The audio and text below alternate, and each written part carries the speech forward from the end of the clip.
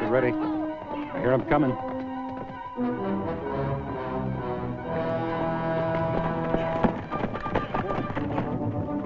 It's the big man with the shotgun. That shotgun won't do him no good. You'll never know what hit him. Oh, Wyatt Earp, brave, courageous, and bold. Long live his fame, and long live his glory, and long may his story be told. The Life and Legend of Wyatt Earp, starring Hugh O'Brien. After several attempts to get rid of Marshal Earp had failed, his political enemies decided to go after Shotgun Gibbs, Wyatt's close friend and right-hand man. By killing Shotgun, the 10% ring hoped to sicken Wyatt of his job and drive him out of Tombstone.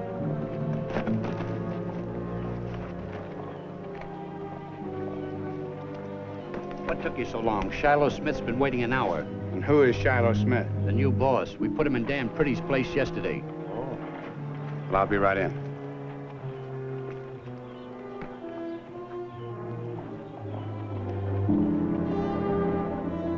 I think, gentlemen, it would be a wrong move to bushwhack Wyatt Earp just now. He killed Dan Pretty, didn't he? Made it look like suicide. No, Mr. Smith. Wyatt doesn't do things that way. I suspect Doc Holliday. Then let's get Holliday. No good either, not just now. Why? Well, he has too many hoodlum friends in and around Tombstone. And he's cautious. Too good. All you can say is no, Bean. We've got to settle with Wyatt Earp. He slowed everything down. You talk like Earp's friend. He was in on a Pretty killing. Somebody's got to pay for Dan. Gentlemen, I have an idea if you'll listen. All right, let's have it. Wyatt Earp has a chief deputy called Shotgun Gibbs. He's very fond of him. If something were to happen to Gibbs, Wyatt would feel responsible and get discouraged and leave Tombstone. Might not be a bad move. Gibbs could be trapped, I think. He's a big leather britches from Wyoming and not too bright. How do you propose to go about it? Gibbs is fond of mules. Rides one called Roscoe. I think our best bet is to use 6-mule Marcy to get next to Gibbs. Marcy? Good. 6-mule at bushwhack his own brother for $50. Now, Mr. Smith, you send him into Tombstone, and I'll handle the details, such as selling the idea to Marcy But and make handling... it stick. We want no excuses. Gentlemen, I assure you that... All right. That's enough chatter. Now get on your way. Yes, sir.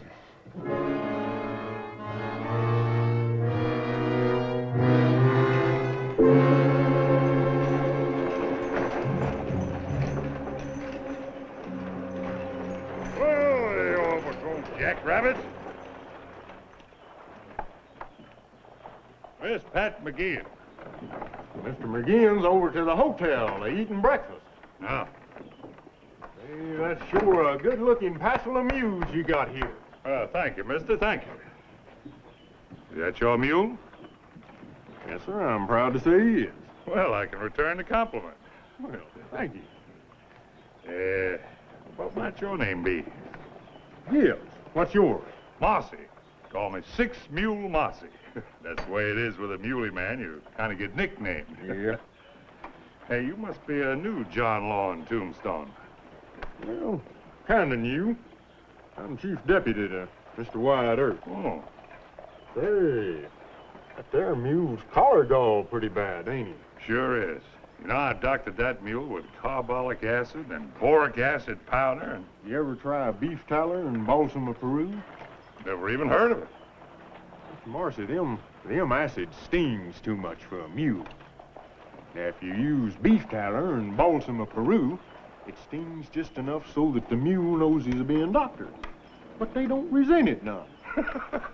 Say, you're a real muley man. Well, a mule's worth giving some thought to. I'll tell you, you unhitch him, I'll find the right medicines for him. Well, thank you, Mr. Gibbs. Thank you kindly. I'm going over to the hotel to get some breakfast, Wyatt. Care to join me? No, not right now. So you didn't happen to see Shotgun, did you? This hour of the morning, I can't see anything. Why? Well, he had the night patrol and he hasn't checked in yet.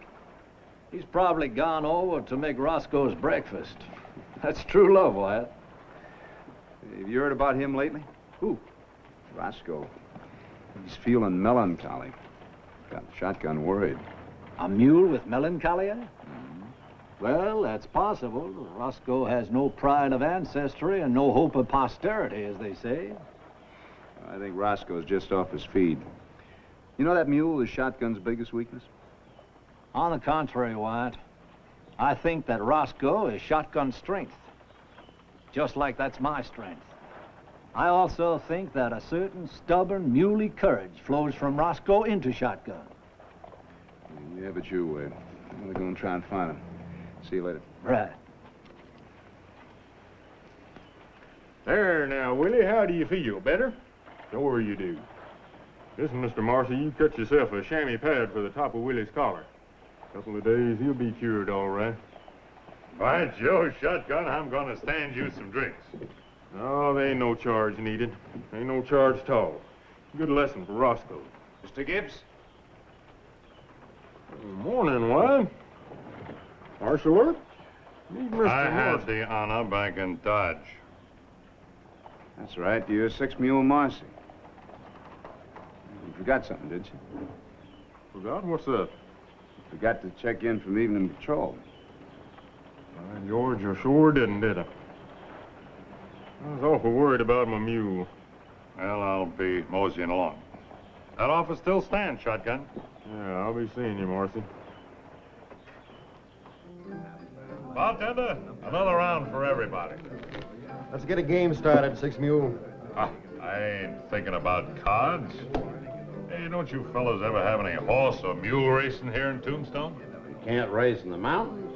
Some of the boys over at Charleston and Galeyville do some racing. Well, that's mighty interesting. Shotgun! Ha! Come on over here. Well, stick around, boys. Shotgun may be a John Law, but he's a friend of mine. And what he don't know about mules, nobody knows. Honey, let Mr. Gibbs sit down here. Come on, friend, have a seat. Say, I got that pad for Willie's collar. Tell me, has Roscoe perked up any? No, he ain't. Still awful mournful like. Too bad. You know, I despise to see a mule give up. Oh, you're a fool, Marcy. Mule might balk at a man, but I never heard of one giving up. I had a mare mule named Sadie. She got homesick, just laid down on a trail and died. Oh, Roscoe ain't homesick. He never did care nothing about our old place up in Wyoming, nohow. Say, I got an idea. Can that mule of yours run? Can he run? Why, of course he can run. He's the fastest mule you ever seen. Are you game to put him in a race? A race? Oh, I don't know about that, Six Mule. He's a feeling some miserable. Well, that's just it.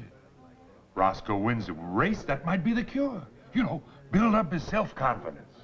Well, I don't know. I've seen your mule travel. I'll back him up against anything you got, Marcy. Oh, I ain't in it for the betting. Why, it's Roscoe I'm thinking of. Now, what do you say, Shotgun?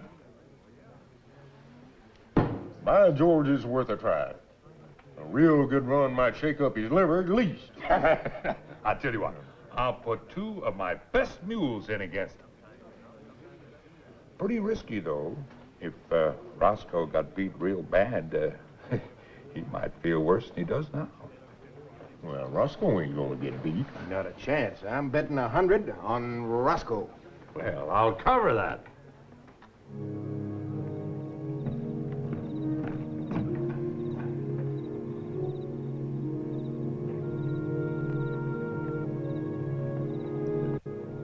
You fell for it? Good. When's the race? Not certain yet. Tomorrow's his day off. You let me know. Right. Well, it's your life and your responsibility. I just say that it looks like a bushwhacking setup to me. Oh, who'd want to bushwhack Roscoe? He needs this race, Wyatt. There you go again. Well, you done said yourself that Roscoe might be remembering he wasn't nothing but a mule. How'd you like to be nothing but a mule? Well, sometimes I wish I were. Oh, no, you don't. Life's been dull for Roscoe, just a packing me around on his back. But this race, now that's exciting. Old Roscoe gets out there and stretches them zebra legs and win. I believe he's gonna perk up a bit. Well, what you do on your day off is no business of mine. Well, no, it ain't none of your business, but you say the word, there ain't gonna be no race. I can't do that, Mr. Gibbs. I have no proof that Marcy's trying to set you up, and I'd look kind of foolish, wouldn't I, if he turned out to be on the level? Oh, I think he's on the level, Wyatt. Marcy's a real muley man. Even if he did raise a bunch of cane up there in Dodge City, it's just kind of noise-making, wasn't it? Mm-hmm. Well, that's a fur piece from setting up an ambush. I believe old Six Mule likes me and Roscoe. He understands us. Well, I wish you luck. Thank you, boy. I'll tell you something else, too. I'd thank you more kindly if you was to wish old Roscoe a little bit of luck. All right. You tell Roscoe I wish him luck also. I sure will.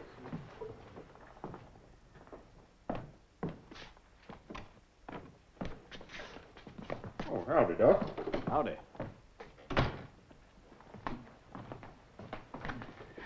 Well, what'd you find out? Just rumors, Wyatt, but they're all bad. They're racing uphill from Contention Mine. But all the smart gamblers are betting against Roscoe now. That is bad. Roscoe, he could even overtake a horse in 5 miles. Everybody in town knows that. You couldn't persuade Shotgun, huh? No. You know, Wyatt, with Marcy mixed up in this, it's bound to be a setup. That trail goes right through thick brush country. That's bushwhacking country, Wyatt. I guess we ought to set up a patrol, huh? You can try to set one up. Not going to be easy.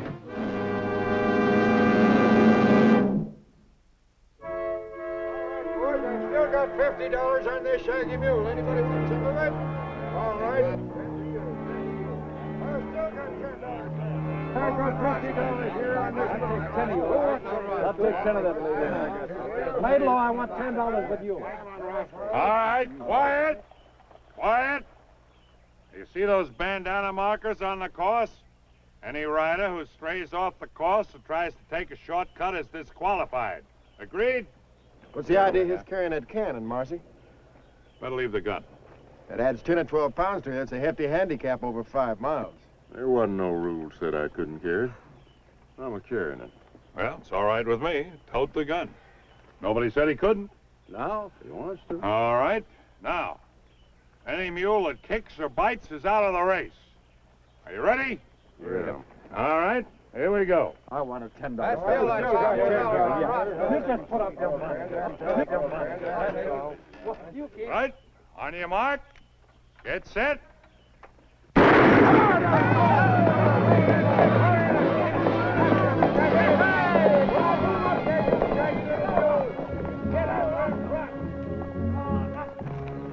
That start looked all right, Doc. We'll scout the brush ahead of them up to the 3-mile point. You want to wait for them there? No. When they catch up to us, we'll patrol ahead of them to the finish line. Watch the end near there. If they get there. Come on.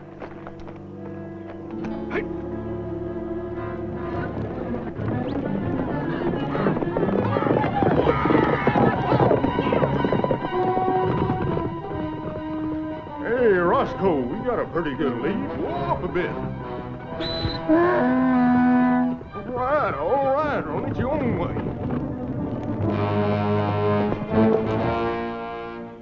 I see dust. Must be getting close. Don't get anxious. We got 500 apiece on a good, clean kill.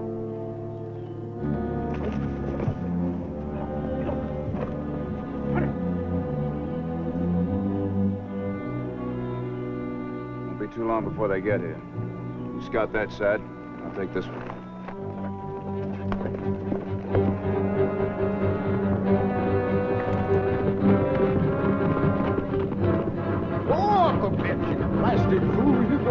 yourself plumb out of wind.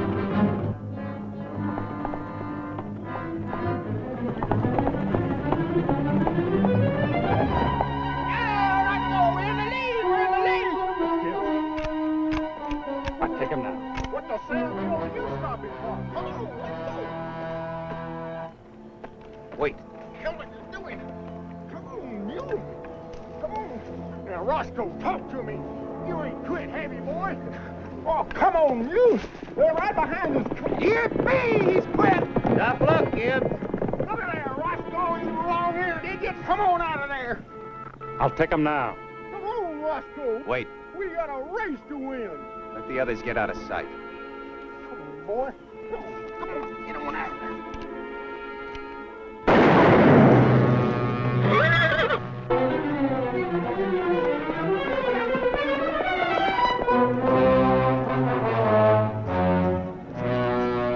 I'm going to make sure he's dead.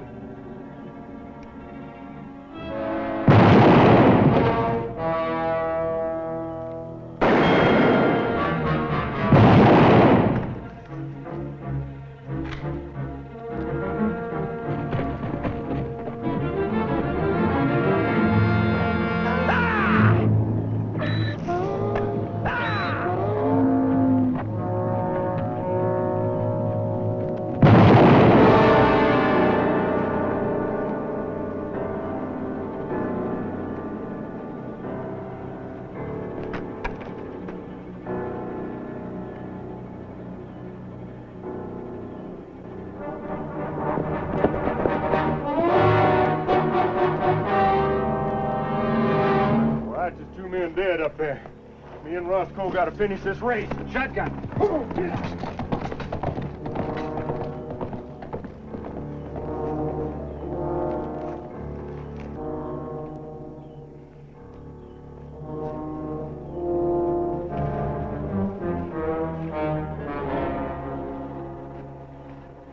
I just don't understand how we missed seeing him. I do.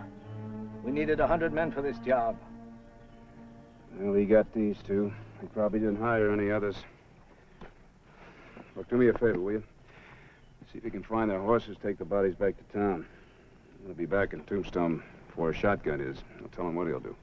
I know what I'd do. Yeah, so do I. But who would you do it to? Well, Johnny Behan and Mossy, they had some bets down that Shotgun wouldn't finish the race. When he finds out, and he will, he'll kill them both, unless you're fool enough to try and stop him. Thanks. No use killing ourselves now. That big galoot's out of it. You sure they bushwhacked You heard them 2 shots, didn't you? Well, somebody's wrong. Look who's coming. Come on, guys. Come on, Roscoe.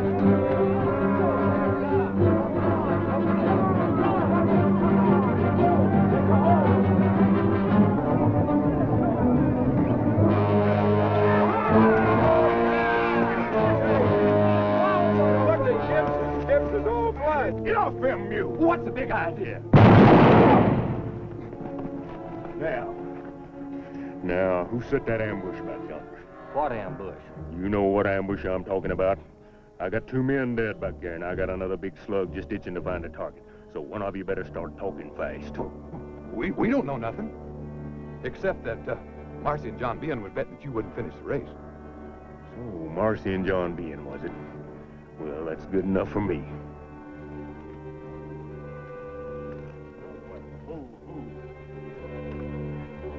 Come on. Get out. Come on. Go up there, Marcy.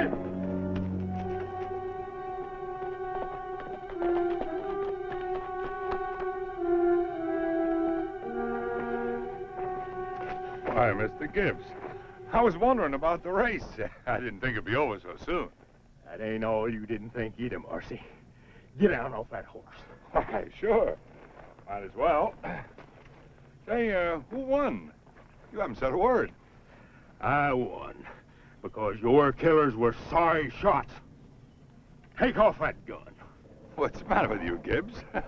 What killers? I don't know what you're talking about. Them fellers you hired to bushwhack me, that's what killers. Take off that gun, Marcy. Why, Shotgun, you know me better than that. I didn't hire nobody to kill you. I just put my mules in against Roscoe. You denying you bet I wouldn't finish this here race? Well, I got a right to bet on my own mules, ain't I?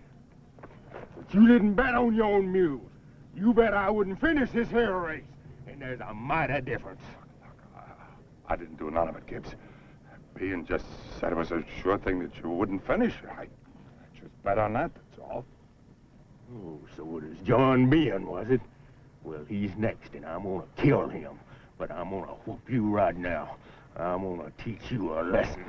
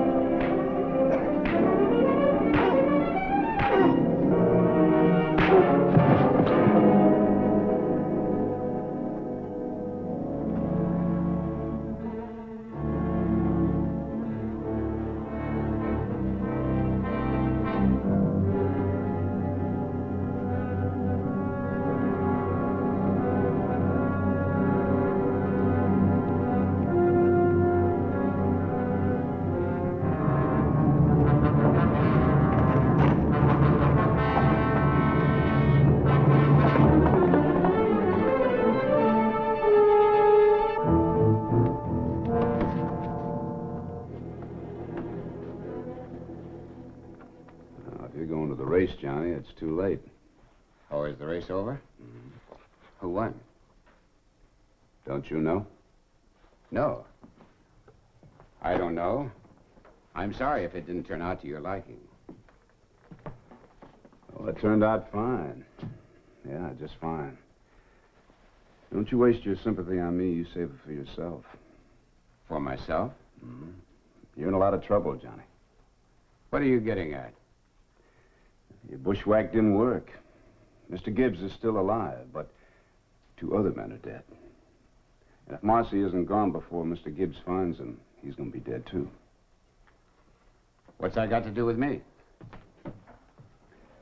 Oh, just that this job was real important to the ring. You know, Johnny, there's one thing about dirty politics. There's just no excuse when a man fails to do the job he's supposed to do. I don't know what you mean. I had no job to do. Well, then you got nothing to worry about, have you, Sheriff? Nothing at all.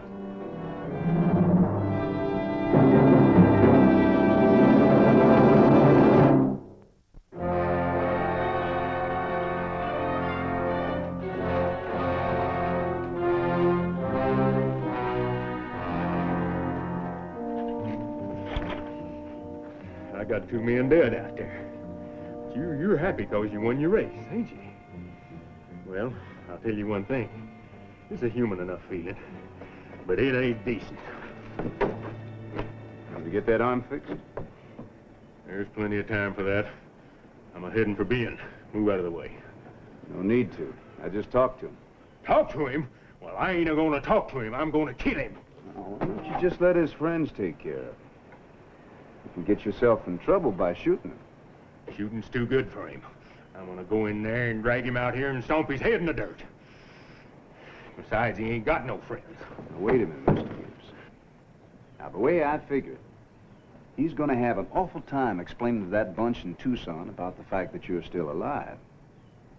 When they find out that he isn't as smart as he says he is, well, then they're going to take care of him in their own way.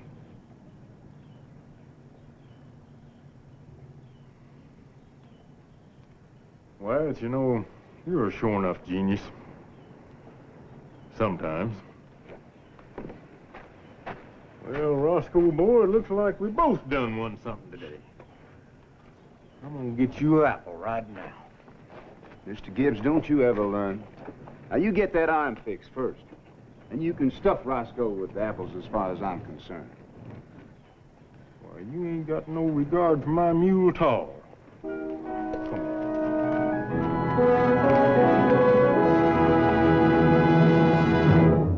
Well, he cleaned opened up the country, the old Wild West country. He made law and order prevail, and none can deny it. The legend of Wyatt forever will live on the trail. Oh, Wyatt Earp, brave, courageous, and bold.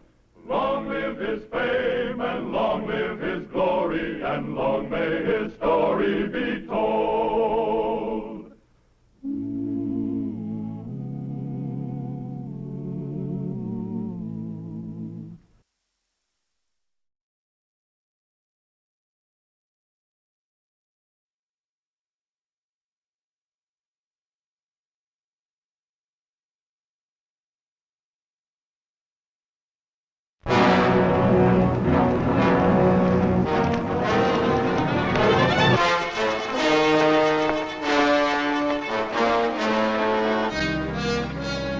That's my buttline you're wearing, isn't it?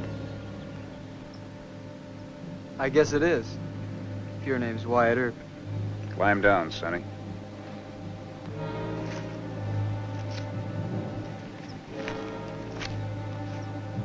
Now you climb down. I want a fair fight. You want to fight me with my own gun, huh? I'm not going to jail, mister. Climb down. All right.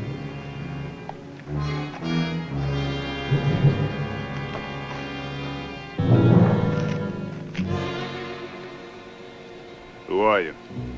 The name's Clanton. Billy Clanton. Oh. You're Emma Clanton's baby brother, huh? That's close enough. Start for it, mister. Oh, Wyatt Earp, brave, courageous, and bold.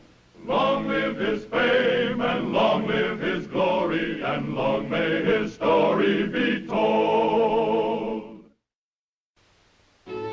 Marshal Earp thought he knew old man Clanton and all his tribe, but he had forgotten Billy Clanton, the youngest son away in Texas at school. Billy's sister Emma had high hopes that Billy would be different from the other Clantons. And Wyatt, when he was forced to remember about Billy, understood Emma's problem. Could the boy be saved from the life of an outlaw family as notorious as the Clantons? Billy, am I glad to see you. Oh, well, I can't do that no more. Good to see you, Papa. Hello, Em. Hello, Billy. So school's out? It is for me. Well, I'm living again. Am I glad to have you home? Well, ain't you gonna act like a sister? You ain't seen him in almost 3 years. Em's all right, Papa. Let's go inside. I can't wait to get out of these dude clothes. Well, I can't get over how you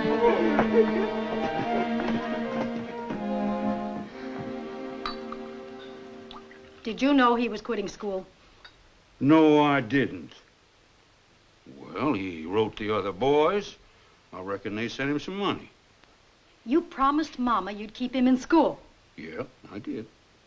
Well, then send him back to San Antonio. Well, there ain't no great hurry, Emma.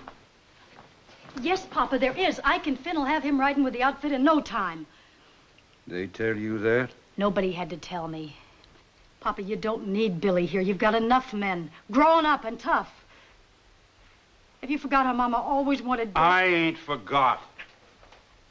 I ain't forgotten nothing about your ma. He'll go back to school. Oh, thank you, Papa, thank you. Well, Here.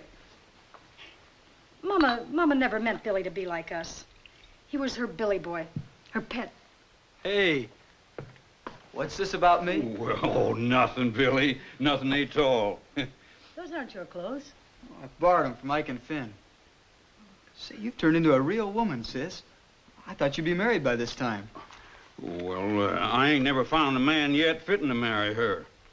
That's not what we were talking about, Papa. Not now, Emma. Billy, why don't you go out and say howdy to the rest of the boys? Yes, sir. I was listening from the other room. You're just like Mama. Want to make a sissy dude out of me. It won't work, sis.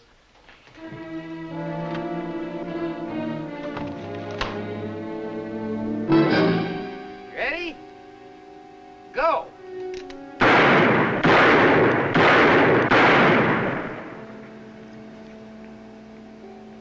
ain't bad, Finn. Now make it go faster, Ike. Yep. It's loaded. Set.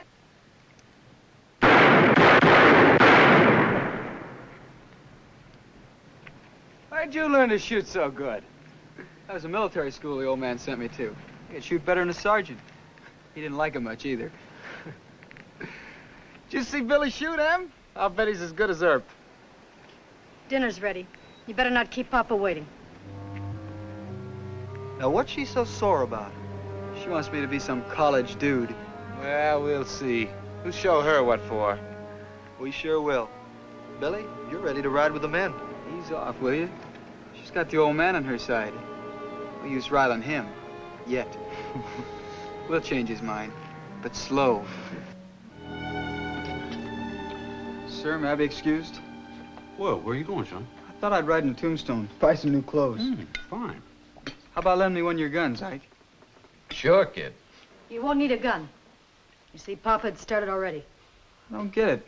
What's starting already, Em? Never mind, Billy. Just go on riding the Tombstone just the way you are. But everybody packs a gun in Tombstone. No! You hear me? Them's orders. Yes, sir. Maybe you'd like to come along, Em, and hold my hand. All right, I will. Oh, cut it out, Emma. She don't mean to crowd your son. Just got a temper like the rest of us. Still friends? Yeah. Fine. Buy you something pretty in town. Good boy. Say, you know that's real thoughtful of you. There. Thanks, Papa.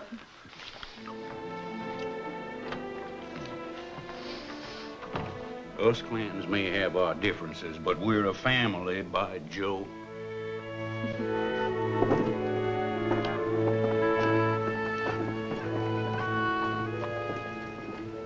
Afternoon, Mr. Spangenberg. Oh, hello, Marshal. I've been having a little trouble with the bunt line. The ejector doesn't seem to be working quite right. Let me see. Marshal, hitting people on the head is not so good for guns. Sometimes I have no choice. Well, I'll have to remount the ejector housing and put in another spring, maybe. How long will it take? You in a hurry? Oh, but I feel kind of naked without my bunt line special. It's a fine weapon, Marshal. A fine weapon. Come back in an hour. It'll be ready then. Thanks. Wait. Here, take this one with you. It's not so good like the bunt line, but for 1 hour it'll do, It's got wonderful action. You're a genius, sir. Genius. You know, Marshal, if I could live up to the speed of my gun actions, I might make a good gunfighter, But the good Lord knows best. Yeah, he sure does. Enough gunfighters as there is. Yeah, I'll be back at 4 o'clock. All right, Marshal. So to fit the holster on.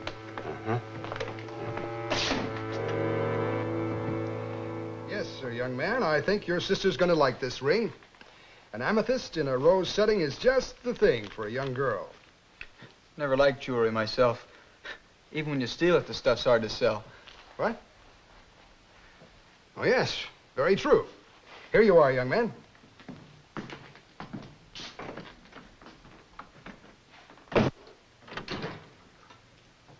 Howdy, Wyatt. How about a cup of coffee, boy? Thanks. Mr. Spangenberg fix your bunt line? No, he said take about an hour. I sure hope nothing goes wrong in that time. Well, a gun's just a gun. You think so, huh? What would happen if something went wrong with that greener shotgun of yours? What do you mean something went wrong with it? What are you talking about? Well, what if it had a busted spring? Don't say that. Don't say that. Quit fidgeting me, will you?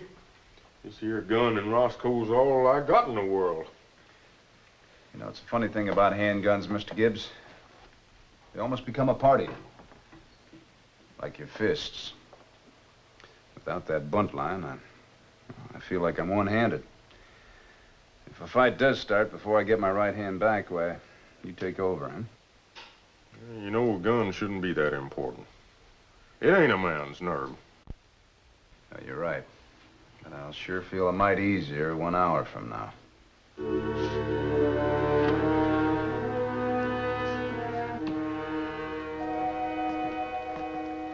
Will that be all, sir? Yeah, I guess so. You ever carry a gun? Thank you. We have some fine holsters. No, my papa doesn't allow me to pack a .45. You see?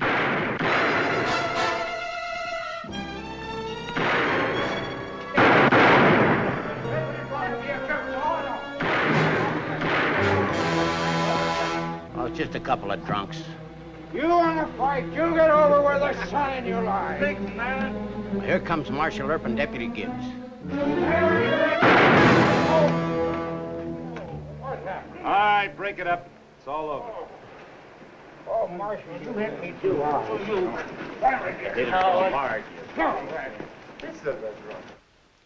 Marshal Earp and Mr. Gibbs are absolutely fearless. With drunks, sure. With sober men, too. I've known several marshals real well. They always said it takes more courage to hit a man over the head than to shoot him. Earp looked pretty fast. I'll let you know about the holster. Marshal, you didn't have to bump my head with that gun because we're just having fun, you know that. That's all. That's all. Lock him up, Mr. Gibbs. What are you going to lock us up? See there, you didn't need that bundle line after all, did you? I would have if they hadn't been drunk. It's a long hour. Oh, Lock they're them up. just playing. Yeah, We're just having fun, Mr. yeah, my friend. We'll tell it to each other. Step right in. Come on, Jimmy, we'll tell it.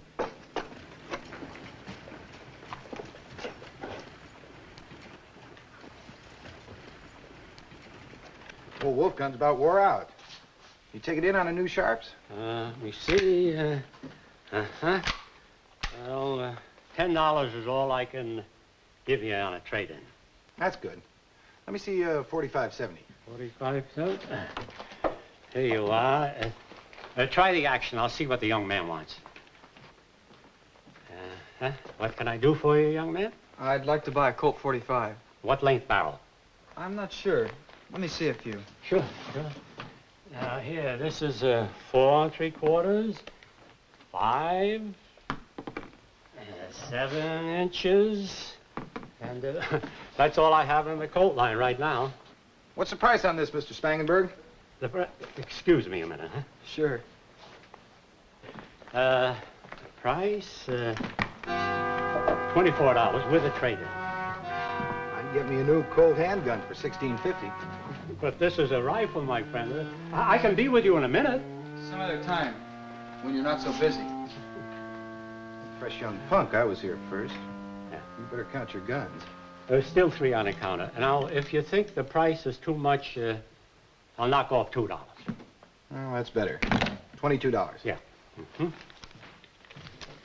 22, 25. You get my gun fixed? Yeah, sure, Marshal. Just a minute, and I'll wipe some of the oil off. It's the new spring. They always weep oil just a little. No, it can't be. What's the matter? I put it on the table. I had a tag on the gun. You let somebody take my gun? Be patient, Marshal. I'll find it. No, he won't. Young punk walked out of here not 2 or 3 minutes ago. Did you see him with it? Well, he was carrying a bundle of clothing or something, and he was looking at the handguns here on the counter. What did he look like? A kid about 20. Medium height, brown hair. Blue eyes. And he was wearing brand new clothing. I'll pay for the gun, Marshal. $200. A lot of good that'll do now. Oh, I'm sorry, Mr. Spangenberg. It's not your fault. Will you help me tour the town? He shouldn't be too hard to catch. Sure, Marshal. Let's go.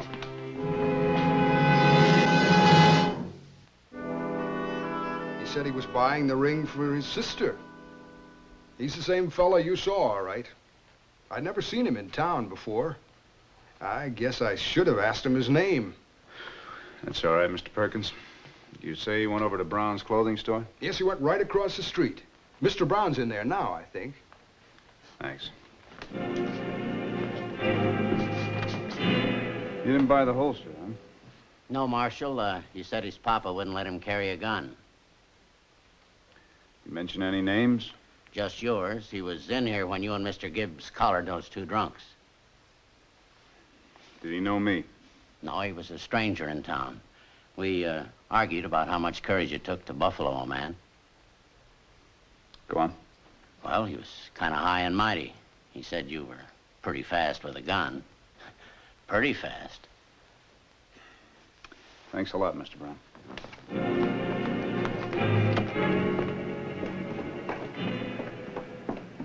Wyatt, you're fidgeting too much about that bunt line.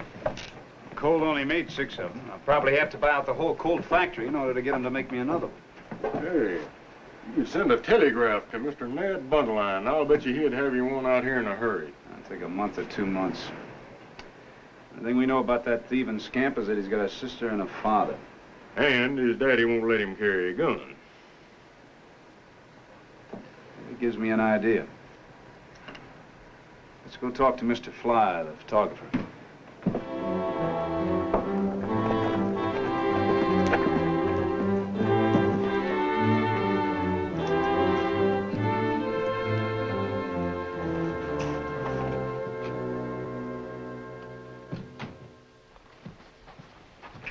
Billy? Oh, thank goodness you're home. Why not? You scared I'd fall off my horse? No, I was just worried. I'm a big boy now. Here, catch. Oh, for me? Nobody else. Oh. Look different, don't I? Yeah, you sure do. What is this, anyway? Well, just wait till you open it.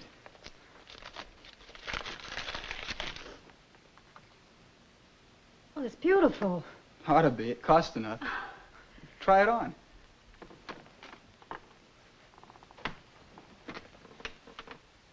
Yeah, real pretty, Em. That's just like the ring Mama had.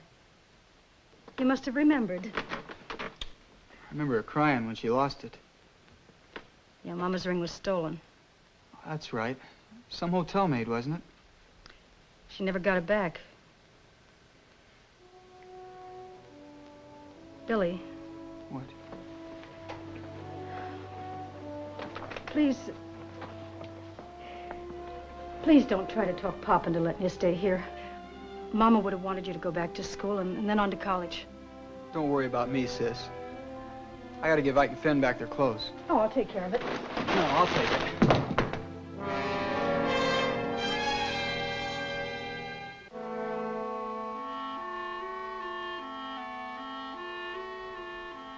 Bought me a pistol. Second hand. Real fine gun. You didn't buy that gun. Who says I didn't? That's the long-barreled gun Marshal Earp always carries. Well, what do you know? I got the big man's pet gun. How'd you get it? Well, if you have to know, I just swiped it from a gun shop. Oh, you just swiped it. Don't act so holy. You know how us Clantons are.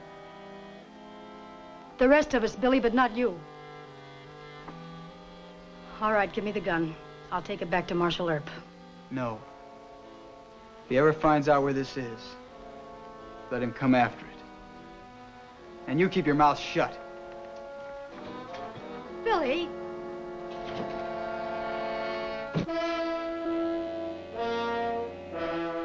No. This is just a boy. The young fellow who stole your gun was older. Only 3 years older. Yeah, take a look at this one. Old man Clanton. That's right. That's his youngest son, Billy. Oh, yes. I'm sure of it now, Marshal. This is the same fellow who took your gun. How did you get onto him? Just a lucky guess. He had big plans for Billy. Something must have gone wrong. Thank you, sir. I think I know Marshal Earp well enough that if I take the gun back and explain it was Billy's first mistake, he won't do anything about it. No. You keep out of it, sis. My job. I'm the boss of this outfit. Well, you keep Billy out of it, Papa. There's still a chance for him. Hush up, Emma. I'm studying this. Billy? Billy! Come in here.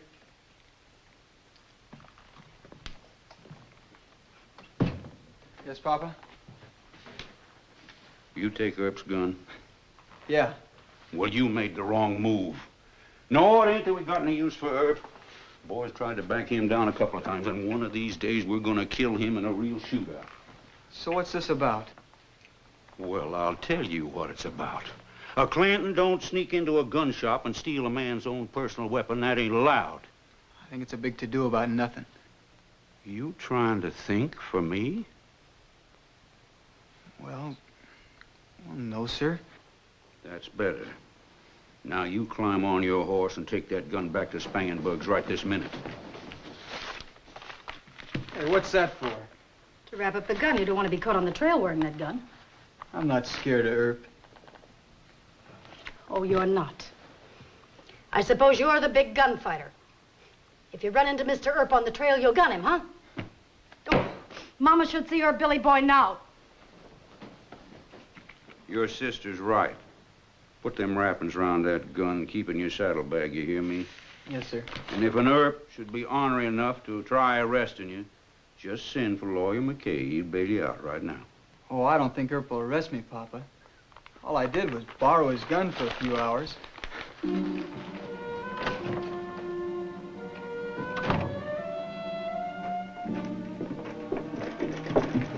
You sure you don't want me and Roscoe to ride on out there with you? No, Mr. Gibbs. I doubt if Mr. Clanton will approve of what little Billy did. I'll be back before sundown. That holster got an open end so it'll fit the butt line? Sure has. Now listen, you keep that out of sight till you get on the trail, you hear? I got a surprise for you. I might turn out famous.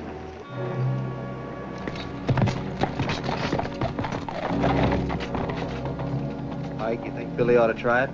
Why not? He might get lucky.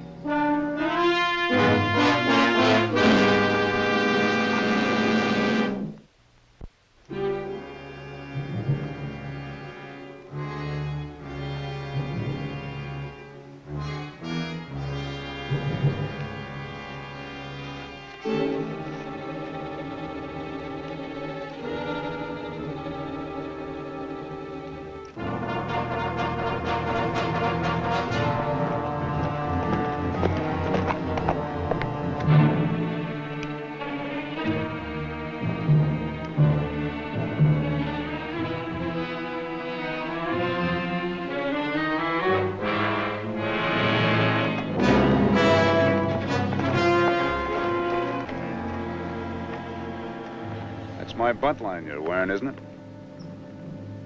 I guess it is. If your name's Wyatt Earp. What do you aim to do about it? Arrest you? Petty theft. Now get off your horse. Sure. I'll get down.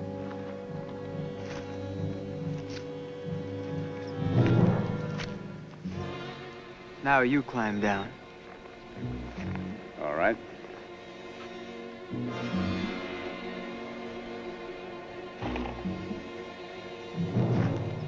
That's close enough. I'm not going to jail.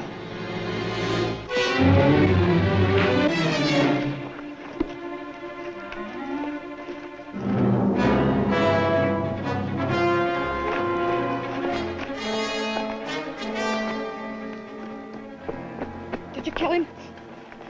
No, I just hit him with my fist. He tried to shoot me with my own gun.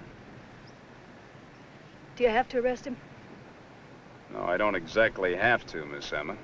But I should. You're too big for me to fight with fists. Give me one of your guns and I'll fight you.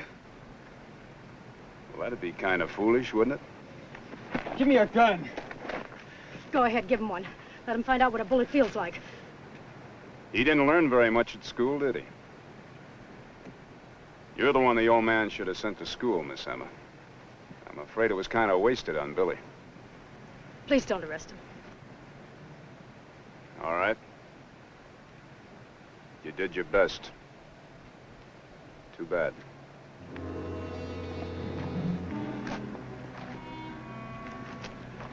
And I thought you were a Clanton.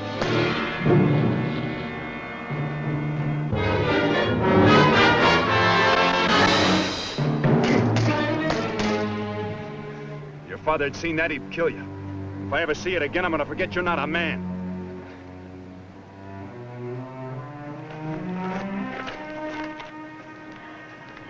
I'm sorry for you, Miss Emma. And for your father.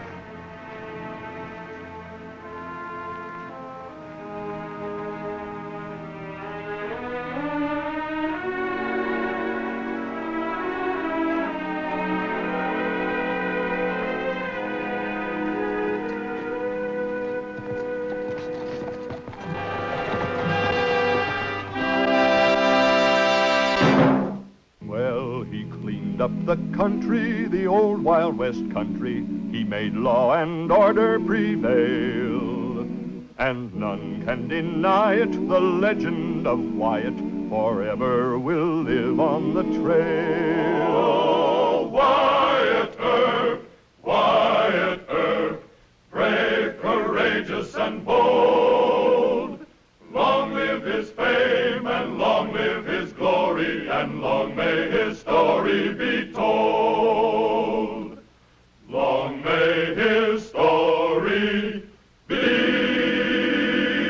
told.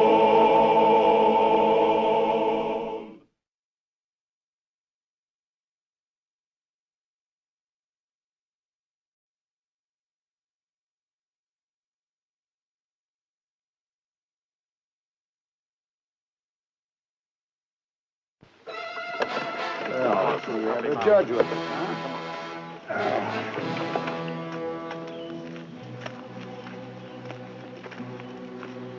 The judge put up quite a struggle. Wells Spicer. Big man. And you would be John Ringo.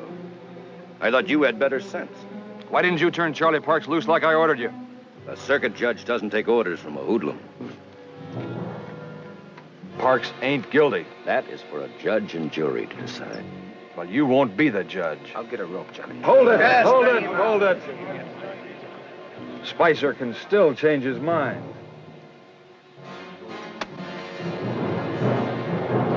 Sit down and think it over. Oh, Wyatt Earp, brave, courageous, and bold. Long live his fame, and long live his glory, and long may his story be told. The Life and Legend of Wyatt Earp, starring Hugh O'Brien. Judge Wells Spicer of Tombstone was generally regarded as the most fearless judge in Arizona Territory. He backed Marshal Earp and the forces of law and order with complete disregard of his own safety. Although hoodlums seldom dared to threaten a judge, the Clanton killer known as Johnny Ringo was capable of anything.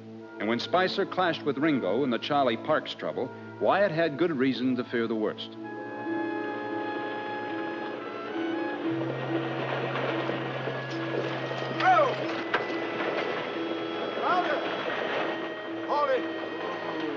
Forgot to fill my canteen. Ain't hardly worth a stop, Mr. Granby. But seeing it's you, I'll do it. Are you heading for the mine? Nope. The stamp mill in Charleston. Oh. Don't neither of you move or make a sound. Keep them covered.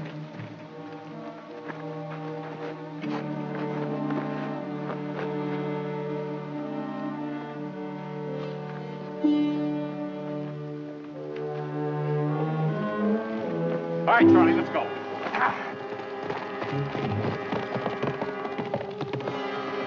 Payroll. Where's Marshal Earp? Well, he's checking the saloons at this time of night. Oh, Lord. Did you hear one of them say Charlie? Yeah. I think I know Charlie. I gotta tell Mr. Earp.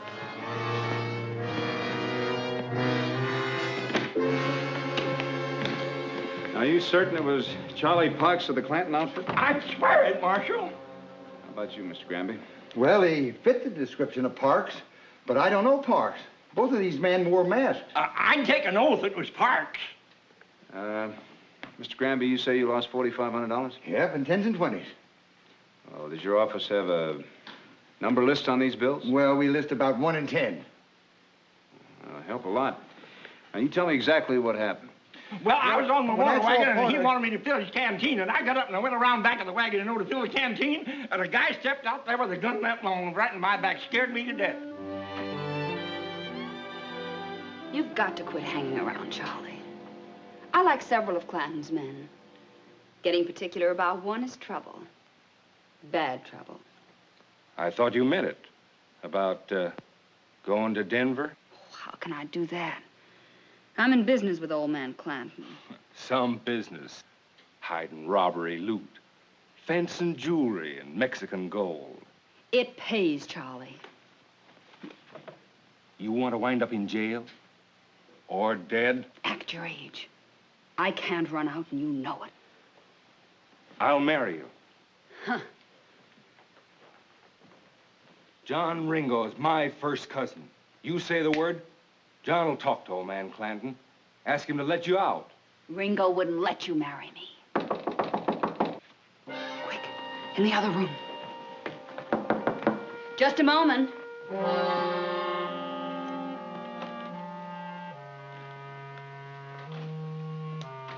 Who is it? Your laundry, Miss Alma.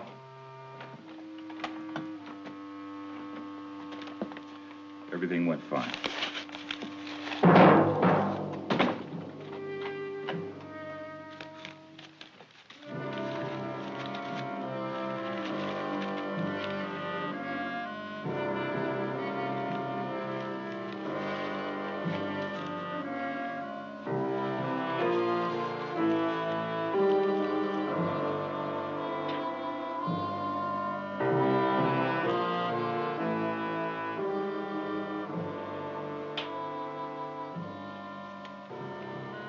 It's all right, Charlie.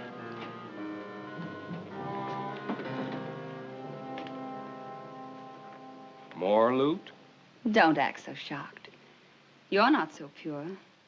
You help Ringo and Clanton steal cattle. Here, the 200 I owe you. I don't care about that. Take it. Now get out. But Alma, honey. Don't honey me. I ain't sweet. Good night, Mr. Parks.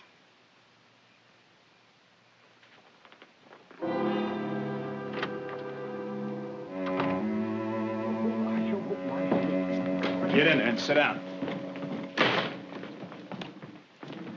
That's him. That's him. That's Charlie Parks. You better start talking, mister.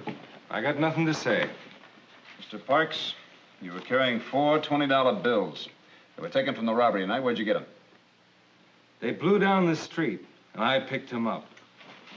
Johnny Ringo's my first cousin. He won't like this. Put him in there for the night, Mr. Gibbs. Come on, bud. Can you imagine that? $20 bills blowing down the street in Tombstone. And me up on a war wagon. Now, Ringo, got you hold of your temper. I'll get young Parks out and hire him a lawyer. Getting mad at Judge Spicer, that don't make sense. Charlie Parks wasn't in on that heist. Then Spicer'll turn him loose. I ain't beholden to no judge. A man has to take up for his kinfolk. And I'm making sure Charlie don't get railroaded. I'm tired of nursing you, Johnny. You get in trouble this time, you get yourself out.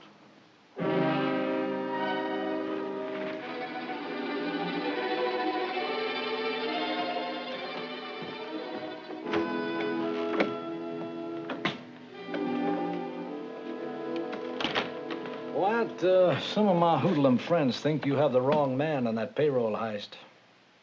Parks was carrying some of the stolen money. Granted.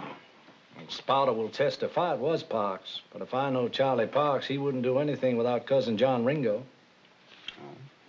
And what about that girl he's been seeing?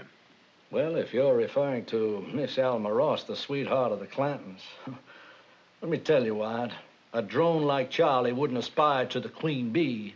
And if he did, Ringo would stop him. You think Ringo will try to bust him out? Bound to, Wyatt, bound to. You better stay awake until Judge Spicer gets here. I may need you. You're right.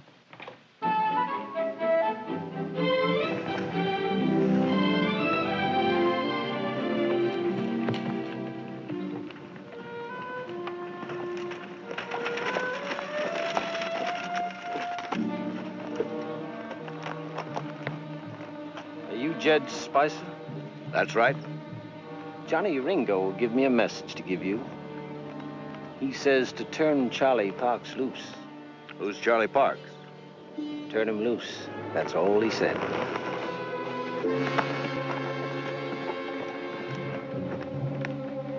Come on.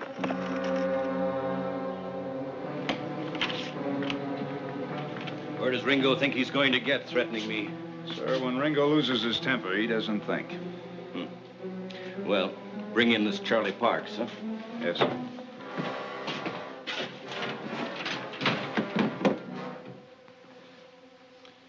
Mr. Parks, this is only a preliminary hearing. You can plead guilty or not guilty or refuse to say anything at all. I'm not saying nothing. Very well.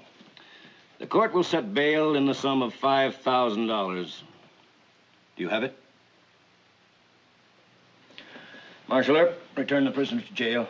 Yes, sir. This court is adjourned. Hold on.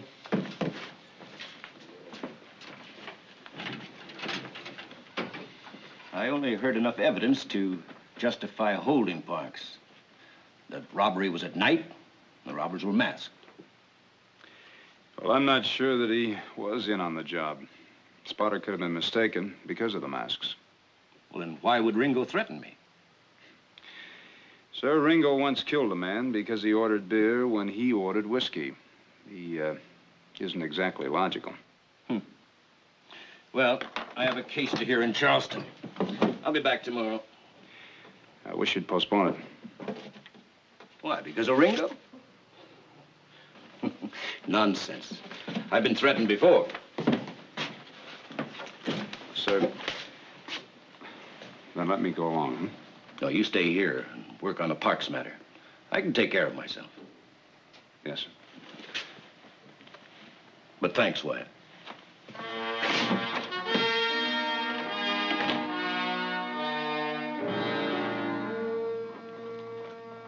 Well, there isn't any sense in arguing with Judge Spicer. We'll just have to trail him. Here. Mr. Gibbs. You ready? Yep. He doesn't even ask where. We might have some shooting with Johnny Ringo. Suits me. Come on. Marshal Earp, my name is Ross. Alma Ross. Well, is it anything important, ma'am? We're in kind of a hurry. I'd like to see Charlie Parks. Well, you can see him in about 3 hours. Marshal Earp, I know something about the law. Any prisoner has the right to have a visitor. Don't rile him, Miss Alma. He's quite impervious to your charm or your scorn. If you come back later, you can see him then.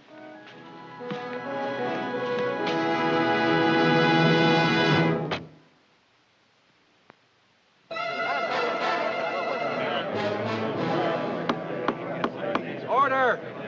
Court's in session. Well, so now you're going to try me.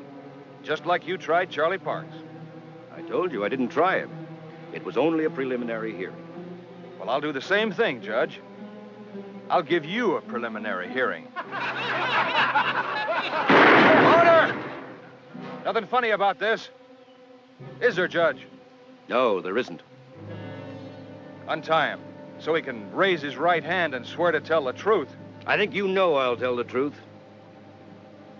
All right. Now, what evidence you got against my cousin Charlie?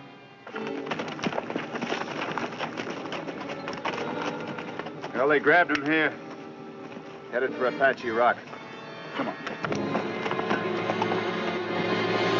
As I said, the evidence against Mr. Parks thus far is circumstantial. What does that mean? When Parks was arrested, he had 4 bills from the stolen payroll on him. He refused to explain them. Yeah, but who saw Charlie in that heist? There is an eyewitness, Ringo. But the bandits wore masks, and I'm not convinced he's right. Well, then you're holding Charlie just because of the money. Not altogether. Your message ordering me to turn him loose was conclusive. Huh? I mean that any orders coming from a hoodlum like you shows that something's rotten. If Parks is not guilty, why should you risk a charge of abduction and contempt of court? He's talked too long, Johnny. Let's hang him and get away from here. Order! I want to say something to Big Man Spicer. You called me a hoodlum. Well, I wouldn't treat a dog the way you've acted about Charlie. You deny he was in that holdup? I sure do. Charlie don't do nothing without my say-so. Yeah, that's right. Order! Now, this court is going to ask you one last question, Judge. You going to turn Charlie loose? Not until he's had his trial.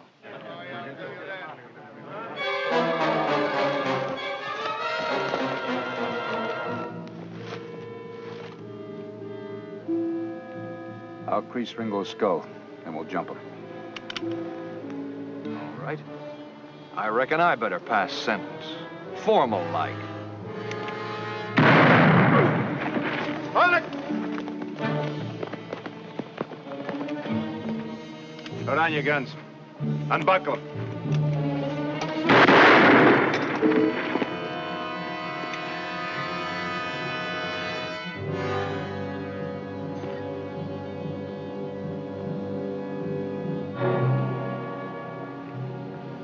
Come on, wake up, Ringo. Wake up. Come on, wake up. Doc, give me a hand. We'll walk him around. You take care of them. Come on. Stand on your feet. I'm gonna gun Ringo for this. I claim priority. You'll do nothing of the sort. But he tried to kill you, sir. This man is guilty of abduction and contempt of court, but he can't be gunned for that. And what I say applies to you, Dr. Holliday. Holiday. It is, Doc. I'll shoot it out with any one of you. Sit down. He's a sweet character, ain't he? He says Parks is innocent, and he seems sincere in his reasoning. Sincere? Ringo? Judges, we save you from getting shot, and all you keep thinking about is justice for Charlie Parks. Ringo will get away with this attempt, sir. He'll demand a change of venue from your court. You'll have to grant it. That's right. One of them Clanton judges will acquit him for sure. That isn't the point. What is the point? Wyatt has a crime of armed robbery to solve. Now, if Parks goes to court, he could be convicted just because he's a hoodlum. Now, do you want that? No, sir. Well, then act like it. And you, Dr. Holliday, must I remind you that you once stood trial on a framed-up charge? I stand reproved, Your Honor. Very well. Now take these men to jail. There's time yet to work on the robbery. Yes, sir. May I ask where you're going? To Charleston. I have to hear a case there, remember? I'm more than an hour late now. Wyatt, I think maybe we better solve that payroll heist another way. You know, I think you're right. Come on.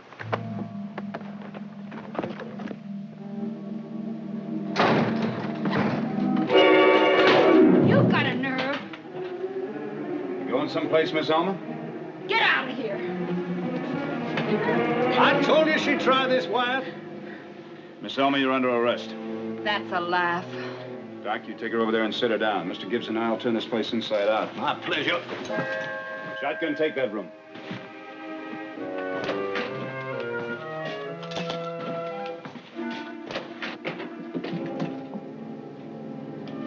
Tearing down the hotel, Wyatt? No. We have enough evidence now. What? There's a walled-up closet in there. Just looky here.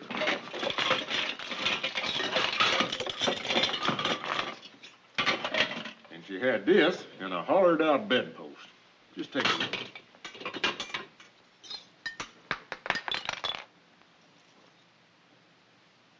From Mexico, no doubt. All those jewels and you two? It's quite a treasure, Wyatt. Funny man. Miss Alma, did you plant those payroll banknotes on Charlie? What do you take me for? I owed Charlie $200 and I paid him. How did I know the mine kept the numbers? I don't suppose you'd care to tell us who pulled the robbery. You haven't proved anything. A young lady living in the middle of all these here stolen goods, worth thousands. I'll explain it all in court, Mr. John Law. Now, this is a story I simply must hear. Come on.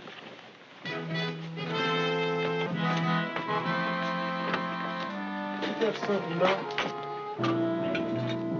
I warned Ringo plain to his face. Kidnapping a judge, threatening to hang him.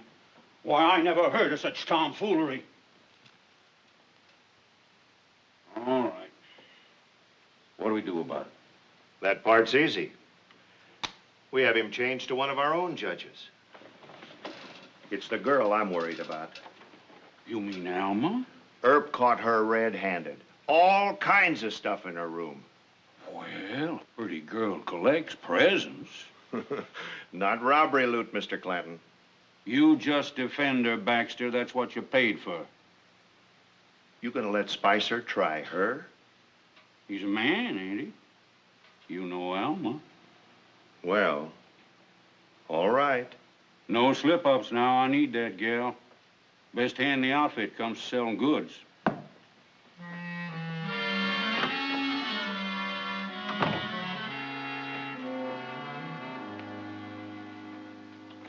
You know what? I was just trying to imagine old man Clanton's face. He must be apoplectic by now. It's no use, Doc. I got 3 people in jail, and I still haven't found the men that held up Granby. That's quite true, Deacon. You said that Ringo wouldn't like it if Charlie was sweet on Miss Alma. Ringo would not allow it. Why not? He is a bully and a tyrant. Even Ringo can't be a king without a kingdom. Charlie is his kingdom.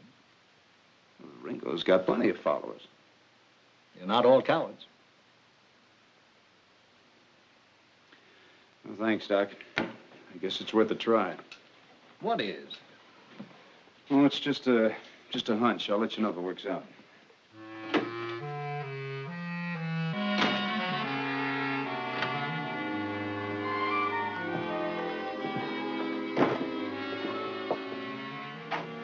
What's wrong, Charlie? Alma cleared you. You're free. I made my bail. Cheer up. I can't. I'm worried about Alma. Ah, the old man will get her off. He'd better. I want to marry her. No. But Cousin John, I love her. I said no. Get on your horse.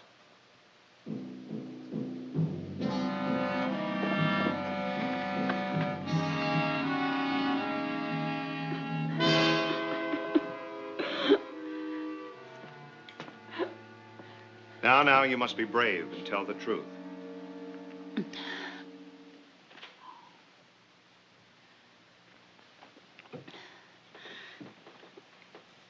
was horrible. I thought the silver things were presents. We were going to be married and have our own house and... Mr. Baxter. Your Honor. The defendant asserts that she was tricked by a criminal. The court would like to know his name. Oh, no. Please, no. He'd kill me. Miss Ross, the court must warn you that fear of your paramour in no way lessens your responsibility before the law. Do you expect me to risk my life? I'm sure the court appreciates what terror this little lady has lived under.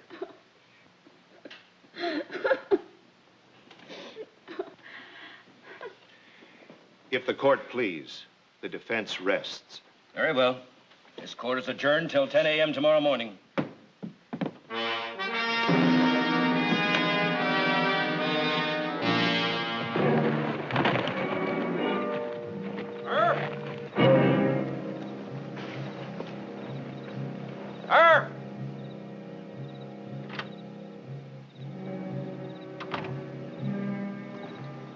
What's this, Ringo?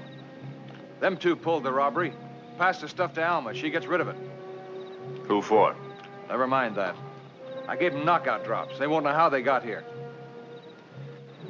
Fair enough.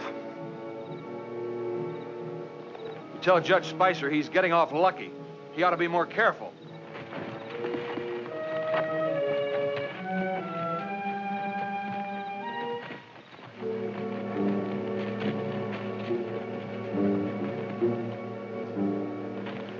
Your Honor, we intend to prove the Order! Order! Marshal Earp, what's the meaning of this? Your Honor, these men have confessed to the mine payroll robbery, and they also wish to testify against Miss Alma. Ringo did this, I know it. Don't you dare testify against me. You hear? Don't you dare! Order! Order in the court! Order! Order in this court!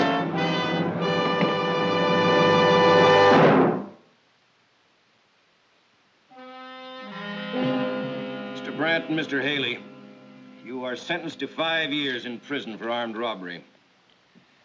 Miss Ross, you will serve 18 months in jail at Tucson. Marshal, remove the prisoners. Run out this way. Good work, Mr. Earp. Oh, Mr. Earp. Call John Ringo to the bench. Ringo? Come on up here. You want me to come and get you?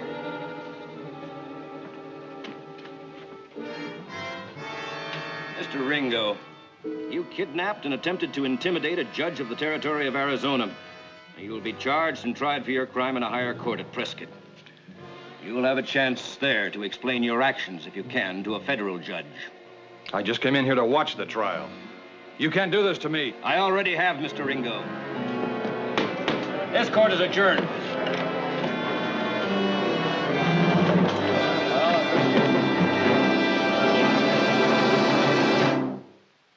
Well, he cleaned up the country, the old Wild West country. He made law and order prevail.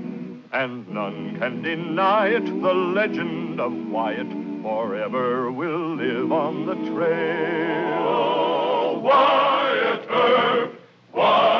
Earp, brave, courageous, and bold.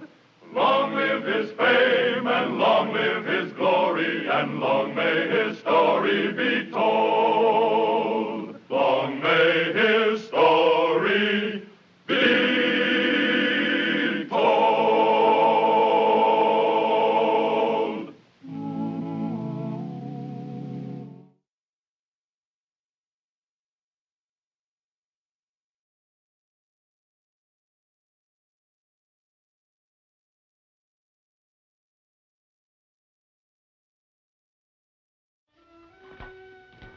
Here's the grub you ordered, Marshal. Oh, thanks, Mike. What do I owe you? With your breakfast, $6. All right.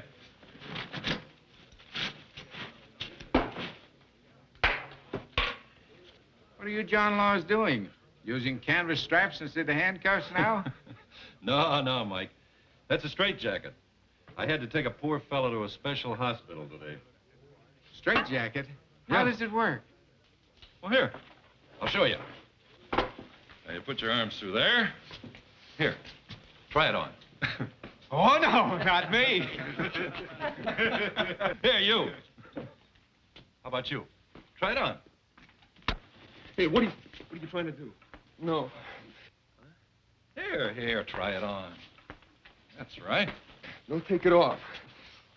Now let me loose! Hey, easy, friend. I didn't mean no harm. You ain't putting me in no special hospital.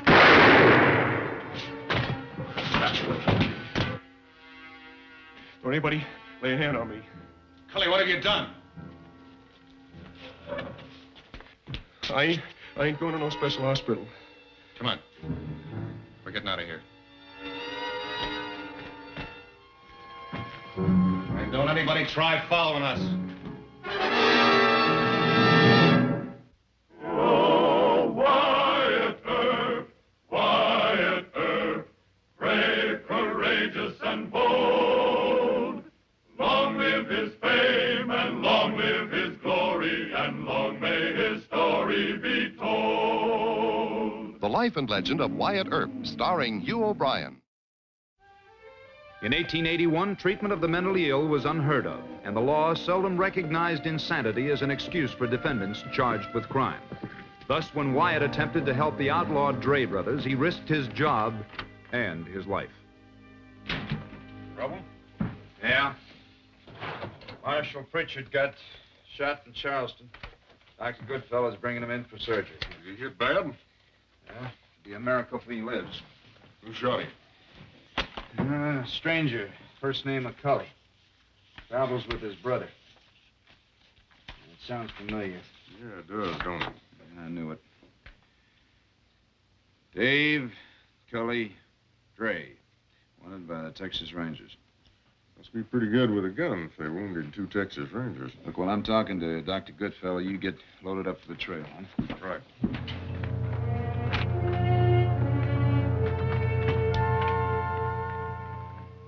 What? How's Marshal Pritchard? Critical. Is he conscious? Off and on. Did you, see this Cully Dre shoot him? It was incredible. Happened just like that. In my opinion, this man, Cully Dre, is unbalanced. You mean he's, insane? Well, I couldn't diagnose without examining him, but from what I saw, I believe he's suffering from some kind of brain injury. Well, how would you tell that?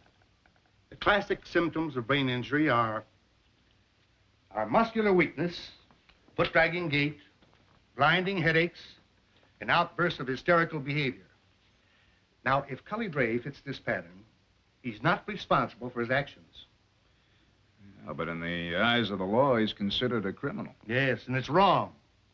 That's the tragedy with cases of this type. He probably doesn't even remember shooting Pritchard. Can he be cured? Well, possibly with surgery. Doc, if I brought him to you, would you help him? Oh, of course I would. I'll bring him to you. Quiet. Be careful. In his condition, Cully Dre is more dangerous than any gunslinger you've ever faced.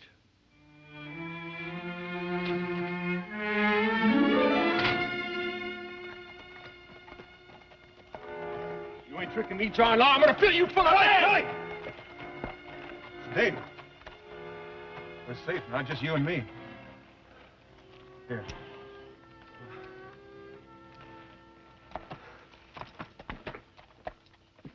Now, wait a minute, Wyatt. You've got to listen to me. I'm not going to let the two of you go after the Dre brothers alone. I do what Wyatt tells me, Mr. Mayor. The minute I found out they were wanted by the Texas Rangers, I telegraphed their headquarters, and I just got their answer. Now, you listen to this. Use all force available to capture Cully and Dave Dre, dead or alive. If latter, hold for extradition. Yeah, look at it yourself, Wyatt. Now, posse can track them down in no time. The last report had him heading for the Dragoon Mountains. Do you know what that region's like? They could spot a posse a mile away. Cully Dre is no ordinary gunslinger, Wyatt. He's not a rational man. And that brother of his, he'll stop at nothing to help him. Well, I am banking on just that. Before there's any more bloodshed, I want to try talking him out. Talking him out? Well, they're not going to listen to you. Dr. Goodfellow says that Cully Dre needs medical attention. He thinks he can cure him. Well, maybe so. Maybe so, providing you have a chance to take him alive. Look, unless I am forced to, I don't want to have to shoot down a man who's so sick that he doesn't know what he's doing. Here. Wyatt, will you listen to me? It's too risky. Now cover yourself with a posse. With a posse, the letter's going to start flying for sure. And what would that prove? It needn't prove anything, Wyatt. It's your duty to uphold the laws, not make them. Well, it's about time the law recognized what makes a man start shooting without reason. Now, if I can't talk the Dre brothers out, the posse's welcome to shoot him out.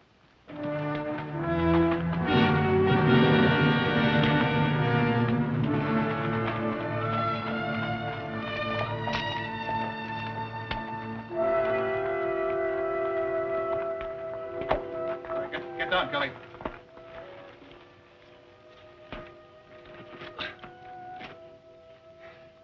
Why are we on the run this time? What happened? You shot a U.S. Marshal at Charleston. John Law? Why? Did I hurt him bad? No time to find out. Come on, let's get in the cave. No, Dave. What's the matter now? No, we'll get cornered in there. We must never get cornered. Come on, we gotta get out of sight. Can you hear what I'm saying? Yeah, but I don't see it too good. My eyes fog up on me. We don't have to see, just listen. The law is after us. There'll be a posse. We gotta get inside the cave. It's safe there. No, it's dark in there. I don't like the dark. Now quit it. What kind of talk is that for a grown man? It's darker all the time. You need sleep. Here. Take a swig of this. It'll stop the headache. That's enough. That's enough. We gotta make it last. Gotta make it last.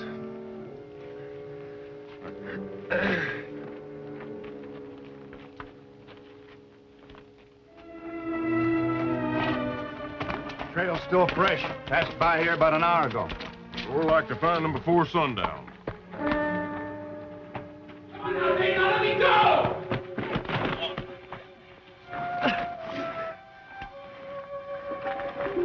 Can't you stay put? It's too dark in there. All right, all right. Quit your jabbering.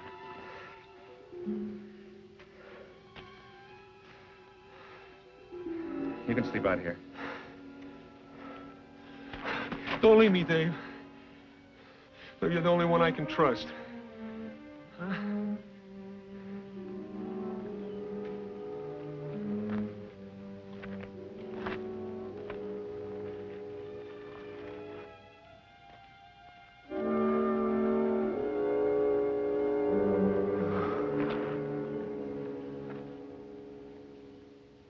Is it always going to be like this, Dave?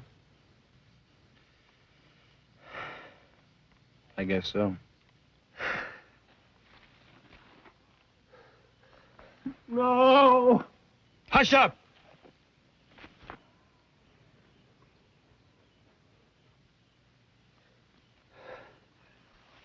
Thinking bad things. I'm all the time thinking bad things.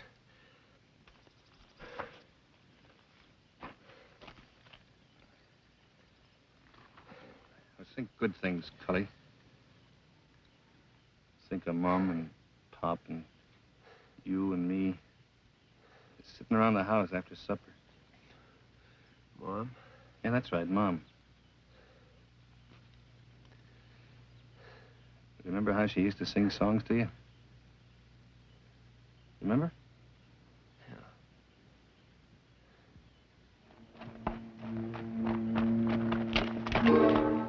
I doubled back.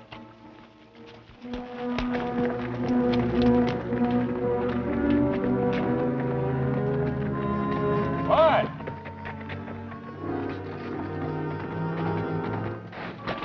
Horse tracks lead off here.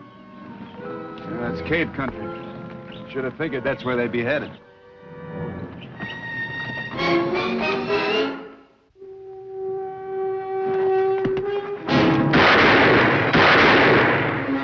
What'd you do that for? I heard something. You were dreaming. Come from up yonder. Still think we can talk them out? We can try. They'll pick us off like pigeons. Hey, look. I told you I heard somebody.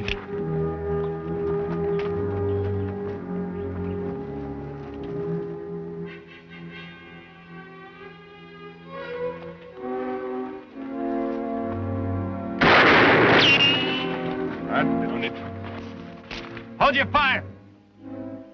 Dre? Dave Dre, I want to talk to you. Let's see you drop your guns first. Fair enough. No, Wyatt. Do as he says.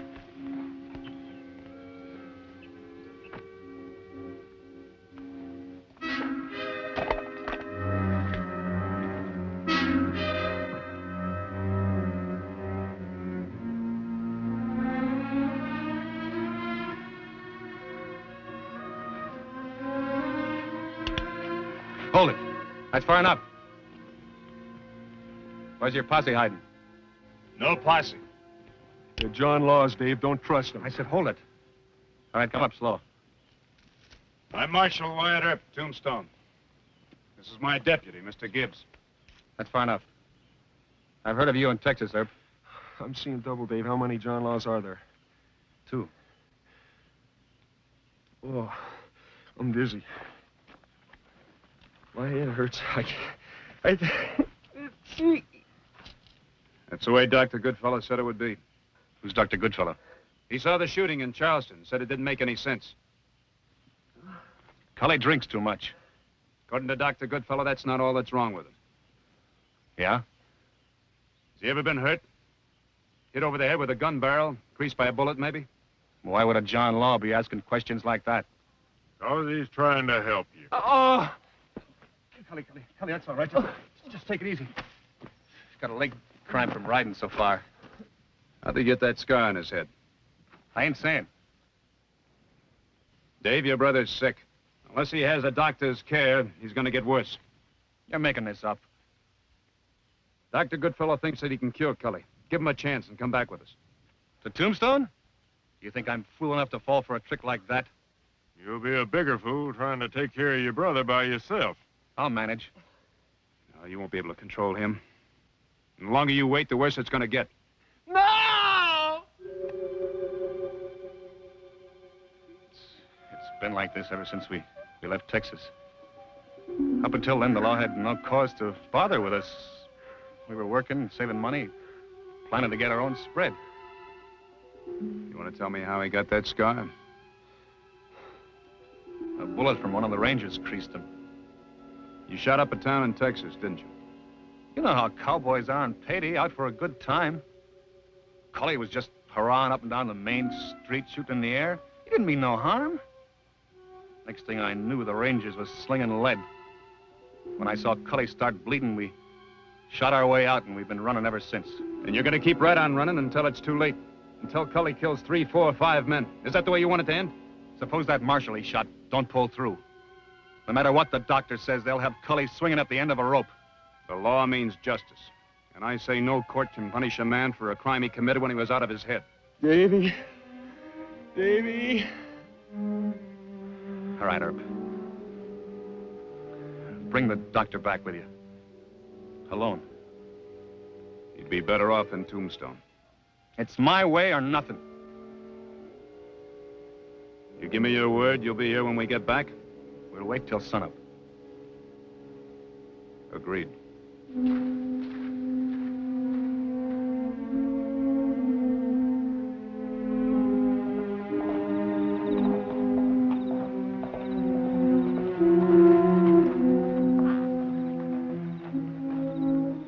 You water the horses. I'll go talk to Dr. Goodfellow.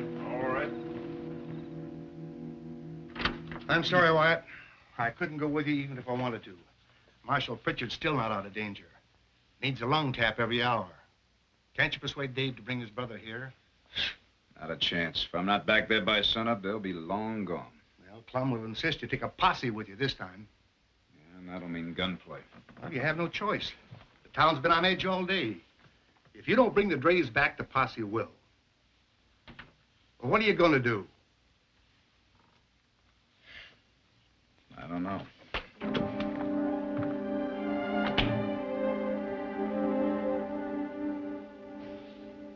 Wyatt, I've defended you a dozen times when people thought you'd gone soft on criminals, but I cannot defend you this time. I'm real sorry. Now, you're not sorry. You won't tell me where the Dre brothers are hiding, and you went out there and made an unauthorized deal with them, and it's your duty to bring them in. All right, I'll arrest them. But you keep that posse out of it. I'm not going to make you any promises, Wyatt. I got another telegram from the Texas Rangers, and they're sending a man here.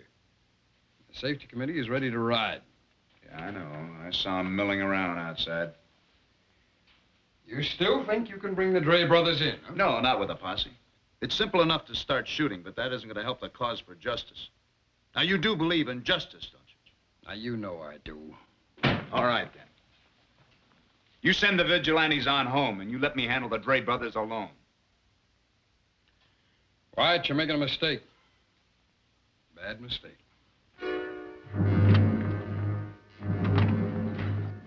Mr. Gibbs?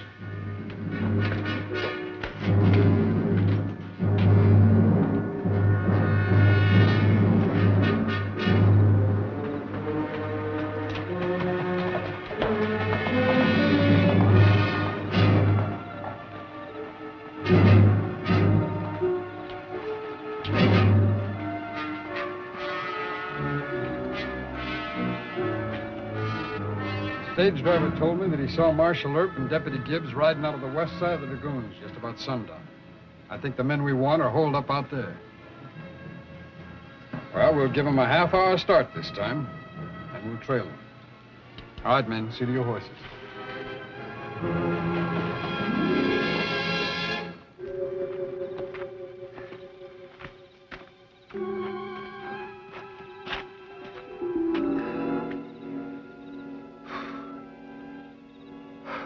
I got an awful headache, Dave. Wyatt Earp promised to bring you a doctor to give you some help. I don't know about those doctors. They may put me in one of them jackets. We wait till sunup. If Earp don't show, we ride. Let's ride right away. No, I gave my word. But what if he brings a posse? Look, don't let him take me away, Davy. Don't let him take me. No, I won't. Why don't you go back in and get some more rest?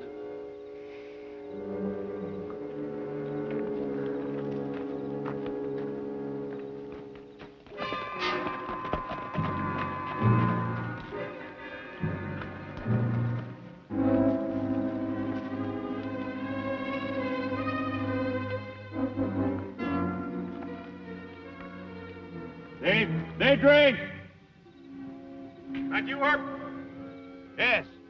Leave your guns like you've done before. You heard it, Mr. Gibbs.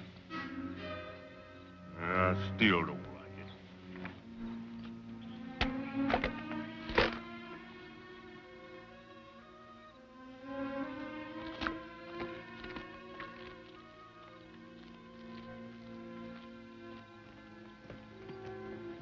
Where's the doctor? He couldn't come. He's trying to keep Marshal Pritchard alive. Who's Pritchard? Man you shot in Charleston. Your brother knows. Dr. Goodfellow, try and help Cully if you come back to Tombstone. That wasn't the deal. We're riding. Cully, fetch the horses. You'll never make it, Dave. We'll make it. Maybe you, but not Cully. He'll die from his sickness. I won't let him die. He's my brother. Dave, come back to Tombstone. Let Dr. Goodfellow try and help him. If he proves he's sick, you'll back me up in court. What about me? You'll have to go to jail to save your brother's life. Hey, Dave! You lied to me. I didn't order that posse. Come on, let's get out of here. The law will find you no matter where you go. Give yourself up, Dave. Don't listen to him. It's a trick. They're gonna kill you and put me away for the rest of my life. It's your last chance to help your brother.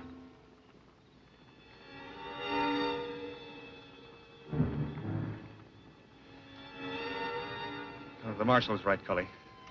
No, Dave.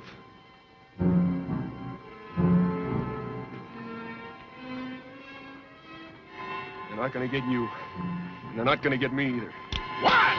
No, Cully! Dave!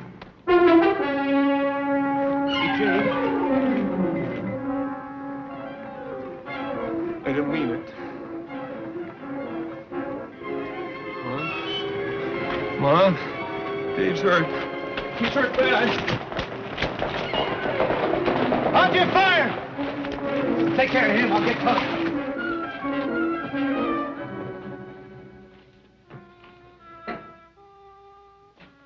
Cully!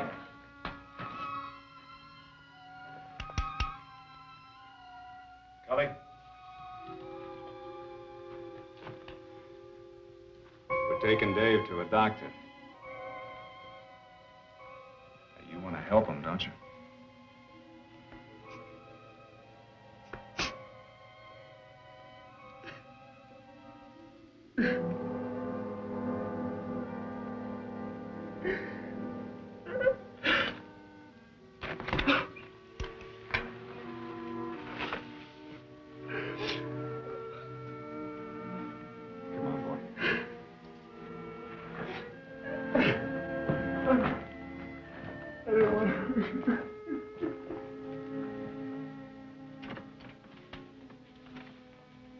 What is it, Doc? It's a brain abscess under the skull where that bullet creased him. I'll have to operate. Better get ready to help. Yes. Marshal? If I know my brother, he's scared. Mighty scared. And when he gets that way, he needs me awful bad. Sure. Thank you. Go on, Dr. Goodfellow. And because of Cully Dre's brain injury, he was not responsible for his actions at the time that he shot Marshal Pritchard. In addition to my own testimony, Marshal Pritchard has given me a signed statement in Cully Dre's behalf. He feels that he himself was responsible for what happened. He terrified Cully when he put that straitjacket on him. If he hadn't, there'd have been no shooting.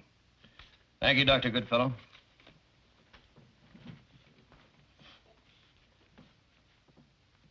The court recognizes the marshal's request that the defendant not be prosecuted.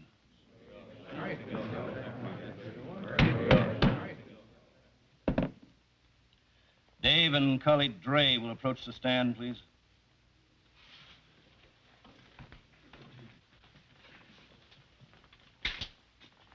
You both realize the seriousness of the charges against you. Under ordinary circumstances, you would have been shot down by a posse, or captured, tried, and, on the face of the evidence, been convicted of assault. But due to Marshal Earp's belief and dedication to the true meaning of justice and his plea on your behalf, the court feels duty-bound to reevaluate the law. It is the court's opinion that the law has no right to prosecute a man who mentally is not responsible for his actions. Accordingly, I hereby exonerate Mr. Cully Dre of the charges against him.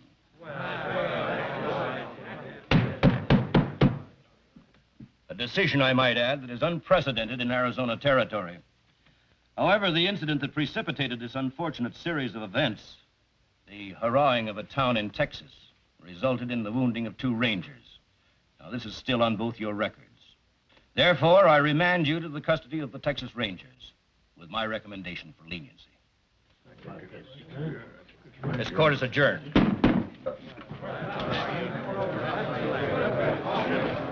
Marshal? Thank you. Don't thank me. Thank the law. See what I told you, Cully? He kept his word, didn't he? I reckon I didn't understand much before, mister, but I do now. Thank you, sir, for keeping your word. You take good care of him, Ranger.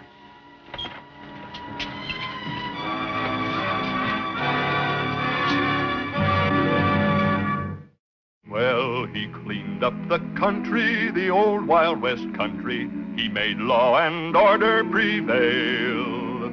And none can deny it, the legend of Wyatt forever will live on the trail. Oh, Wyatt Earp, Wyatt Earp, brave, courageous, and bold. Long live his fame, and long live his glory, and long may his story be told. Long may his story be told.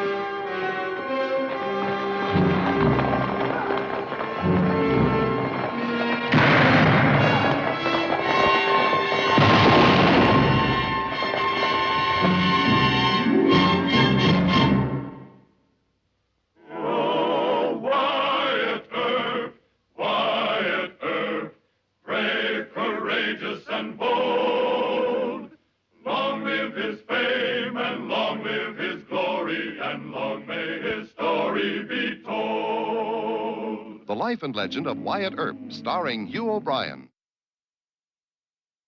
In the 1880s, there were many bandit gangs who plundered the Southwest, and among them were the very successful bank robbers called the Harlequins. 5 cunning killers who disguised themselves as clowns to conceal their identity, a device which enabled them to elude some of the most famous law officers of the West. Stand back. What kind of get-up's that? It's one of the Harlequins. You've heard of them before. A harlequin? You mean them bank robbers? That's right. Let's see what he looks like. A harlequin, huh? What might your real name be? Oh, you needn't be asking me that, for I'll never tell you. It doesn't matter. All you have to know is that he's a Harlequin. Get him over to Dr. Goodfellow, have him patch him up. I'm going to follow those others. You'll find the Harlequins, it's a dead marshal you are. Meaning no disrespect to yourself, of course. Thanks for the warning. All right, give me a hand with Mr. Funnyface here.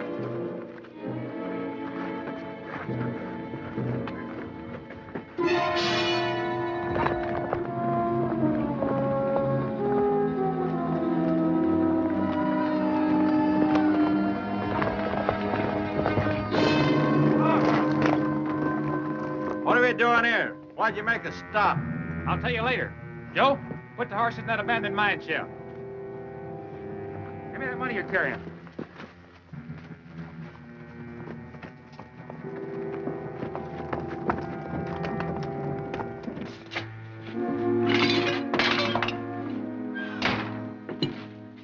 Well, we're in the clear now. We're out of sight in this shack. I'm gonna get me some sleep before we head on back to Tombstone. Back? Well, now, that's a real brilliant idea. What about the money? We gonna take that back, too? No, we're not gonna take that back, too. We'll hide it under the floor. That is, unless you've got a better idea. No, I didn't mean to make you sore. Well, start getting out of that rig. Just the same, Tex. It ain't smart going back there. We've been together 2 years. 2 years we had our agreement. One of us gets caught, the rest gets him out. Now, it's plain and simple. Y'all agreed to it, and there'll be no backing out now. Look at it, sensible, Tex. Nobody knows us. We don't need Casey anymore. That's right. We disappear and live like kings somewhere. Now, you boys is overlooking just one little thing. Casey knows who we are. Oh, he wouldn't tell nothing. Oh, he'll be real quiet till we come get him. But the day he figures we're long gone, that's the day when everybody finds out who we are. Now, you savvy? You know he's right. Tex, you think we lost that marshal? Even Indian trackers would have a hard time following that trail in them rocks we come through. Well, you and Newt get started on that floor. And don't mark up the wood.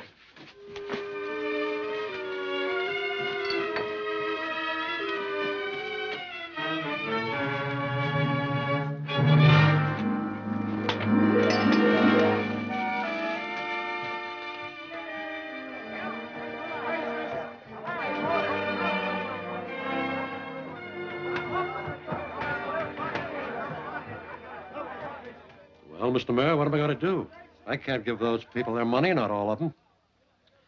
You've got enough on hand to pay out some, haven't you? Sure, but that $50,000 last night, I can't replace it. No bank could. You try to keep him satisfied until Wyatt gets back. Maybe he's had some luck.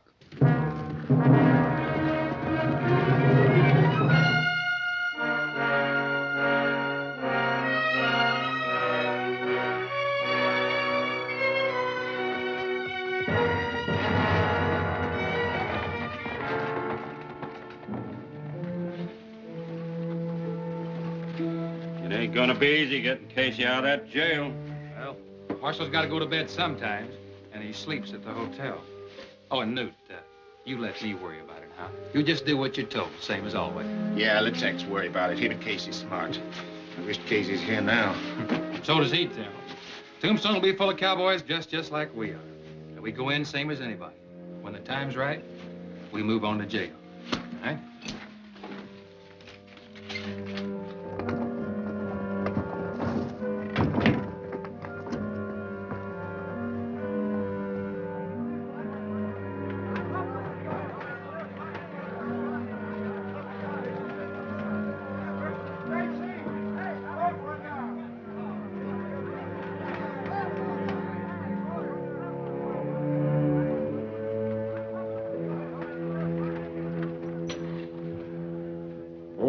I glad to see you. Did you have any luck? Yep, all bad. Tracked in the rock country, lost the trail. Went beyond the brush country, still couldn't find it. Well, so this whole town's in uproar. Everybody's scared to death, ain't gonna get their money. Well, it appears to me we're gonna have to take out a posse just to cool things down a mite, whether we catch them fellers or not. Well, I got a hunch the Harlequins are gonna come back to Tombstone. Come back for what? Him, they gotta get him out. With $50,000 to divide between them, they're clean across the border by now, or traveling first class to New York. They're too smart to leave him behind. They've never been caught, and they've never been identified.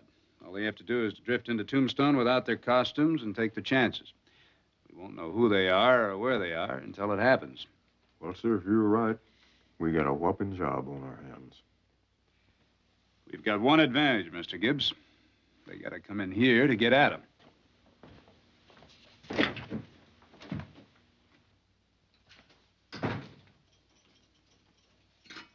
Ah, lad. So you didn't catch me Harlequin boys after all. That's a pity now you had that massive long ride, all for nothing. Well, any pity is yours, not mine. Oh, you can smile, but you're a liability to the Harlequins now that your face is known. It's a clever fellow you are, Marshal Wyatt Earp, but you don't know it all. You see, my secret lies in the other things I be. Such as keeping your mouth shut. Well, if the boys think that you won't talk, I could just let you stay here in jail and keep the money. Or kill you right in here, just to keep you from squealing on them. You'll have to do better than that. I'm not frightened at all. No? Well, try this one out. When you stand trial, the record of the Harlequins will put you in prison for the rest of your life. Even if we don't know what your name is. And you'll never get me to trial. You have my promise on that. I wouldn't count on breaking out of here if I were you. Your friends will never get you out of my jail. And I give you my promise on that. Well, I'll be watching to see how you go about capturing the Harlequin boys. Oh, you're a bright one for certain. Good day to you, Marshal.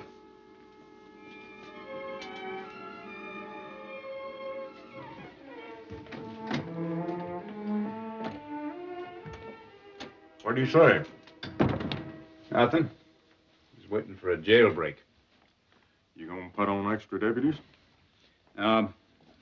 Just scare him off with too heavy a guard. Yeah, I guess you're right. You know, he sure talks with a brogue, don't he? And why would you be saying that, lad? Oh, 'tis a pity to be finding myself in jail, it is. There, now, be a good lad and unlock the door for me. Well, burn my hide. You take him off better than he does himself. You know, White, you ought to have been one of them play actor fellers. That's darn good imitating. White. Shotgun. How'd you make out? I lost the trail. Well, can you come down to the bank right away? Mr. Stacy says unless something's done, why, he's going to go bankrupt. I don't know what I could do. Well, at least you could talk to the man. I'll not be long, lad. Keep your eyes peeled and your gun ready. Oh, get along out of here, will you? What's that all about? Huh? We're just imitating our prisoner. Go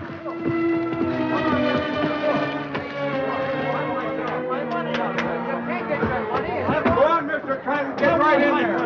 Get right in there. Open up here. Hold it right there, Philip. I want to talk to you. What's this I hear about the bank being robbed, cleaned out by a bunch of clowns? You heard right, Mr. Clanton. You trying to say it wasn't your outfit? Hush up. Every time anything happens around here, you think it's me. I run a big business, and my boys got plenty to do without messing around trying to rob banks. You done anything about finding that money? Is your vigilantes doing anything to help? Now, you seem awful interested in law enforcement all of a sudden. How come? Gee, Jehoshaphat, I got money in the place, that's why, and I'm getting it out right pronto. Then I'm going over to that Arizona bank and do the exact same thing. I ain't waiting for it to get robbed. Clanton, you got any idea what'd happen if everybody does that? The banks would go broke and people will lose their money. You're wasting your breath. Mr. Clanton doesn't care what happens to other people. Well, now, I care enough to give you a piece of advice. You catch them fellas, or I'll see you fired right out from under that star you're strutting. Ain't no clown's gonna make a fool out of me. So Emperor Clanton doesn't like outsiders pulling jobs in town. Now, that's too bad. Never mind. You just start being a John Law, sonny, or take the consequences. How about that? Clanton acting like an honest, righteous, outraged citizen. Well, he's outraged, all right. But he did give me an idea. You tell Mr. Stacy I'll see him later. Where you going? Tell you when I get back.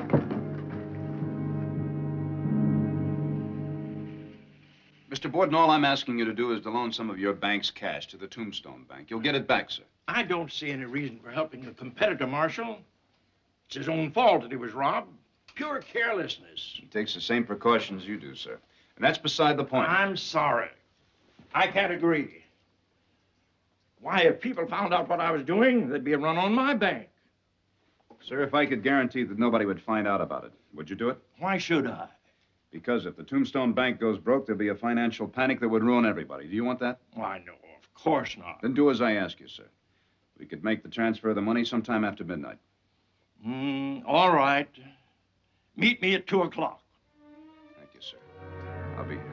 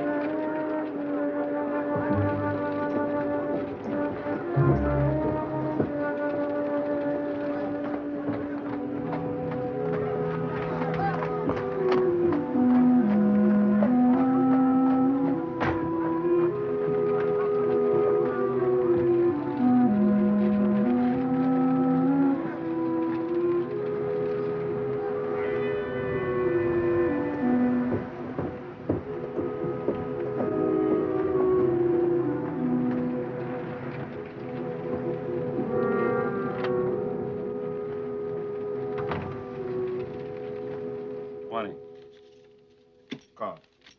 I'm out. 3 kings.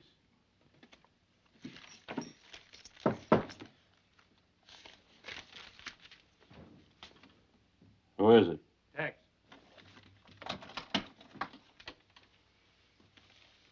Lock it again. Come over here.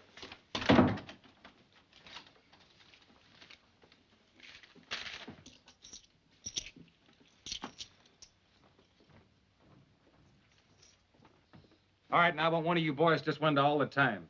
Don't take your eyes off the jail. Anybody comes out, anybody goes in. I want to know about it. All right? I went back and got me a real good look at that jail.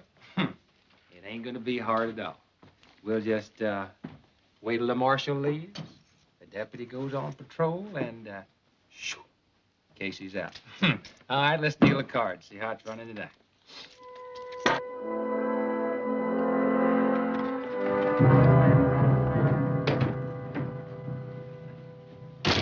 Nothing happened?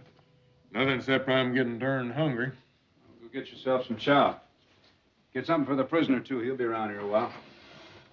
Anything I hate is a sitting around and waiting for something to happen. I'd rather be in a shootout. Maybe we can help it along. Well, I sure hope so, because I just ain't cut out for this. Tex. That big deputy just left. Marshal, stay inside? Yeah. Keep watching. Now, what do you have? I'll take 2.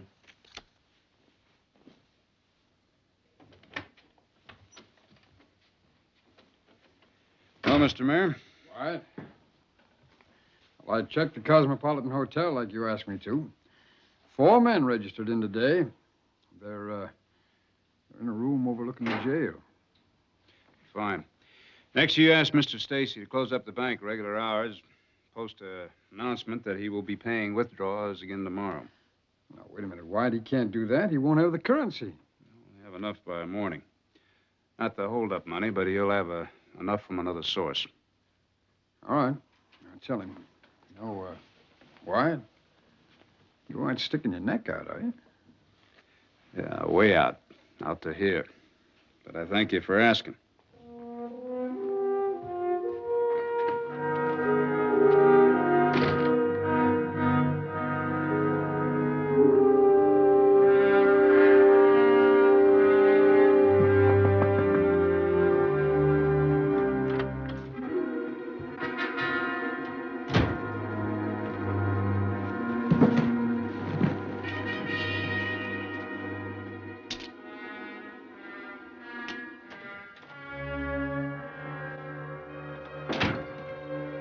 That's done. Your vigilantes ready? Well, I got 4 picked men. Going to meet me in exactly 13 minutes. Oh, Taylor brought those packages for you, Wayne. I told you where I lost the trail of those Harligans. Yeah. You have your men stay out of sight. Don't worry. We'll do our job. You just take care of yourself, boy. Shotgun. What you got there, a new suit? Here, put these on. Put it on? What for? I can't wear your clothes. They're not mine. They're your size. Taylor's been working all day trying to get them ready for you. Well, you gonna tell me the scheme, or you gonna let me guess? I want you to dress up like me. Go out the front, pretend like you're heading for my hotel. But you cut around and come in the rear door. Put your own clothes on, then pretend to go on patrol. Well, what are you gonna be doing that you can't go? Faith and I'll be getting rid of our clown the while. We'll put the dear lad out and me in his cell. Yeah, I see. That's a pretty tricky idea, White. There's one part of this I haven't told you yet. Yeah, I know. Don't warn me about not shooting nobody. I ain't gonna shoot less than I have to. No. We're gonna let him get their man. I mean, I'll be in Casey's clothes. Oh, no, you ain't. You'll get yourself killed, so you can just forget about that right now. That's the only way I can find out where the money's hidden. There ain't no bank worth getting yourself killed over. We'll capture them when they come in here, and that's enough right there. You and the vigilantes will be following me, Mr. Gibbs. Yeah? How far back? Just far enough so we can't hear the horses. White, if you get yourself killed and I help you do it, I'll never get over it. I won't get killed. And now put on your new clothes, there's the lad. And be trusting me the once. All right. Ain't my style.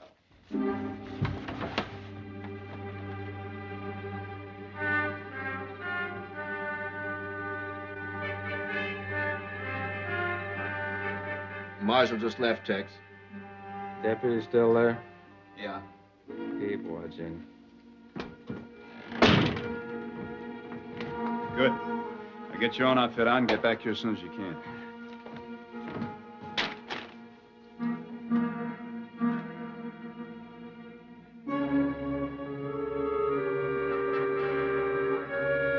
Tex. The deputy's leaving.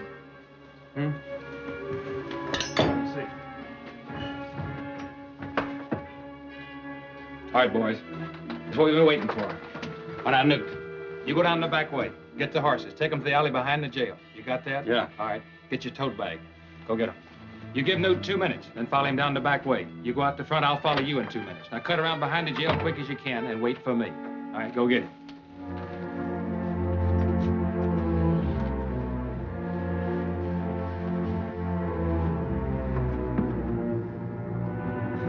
How do I look? Right. And how is it now, lad? You'd never know it was my own dear self, now would you? I sure wouldn't. You better get in that cell while you still got time. Don't wait too long to follow me.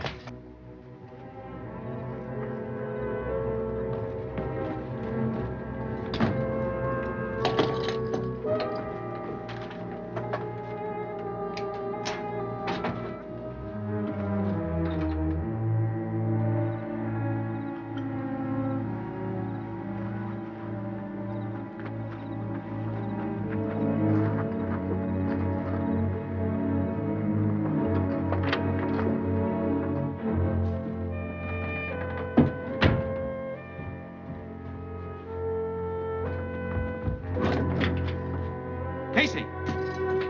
How come you still got that rig on? And what do you think I'd be wearing this night? I've been expecting you some time, I have. Now, don't get sore. Sorry we took so long, but it couldn't be helped. You hurt? My arms, there's only a scratch. Come on.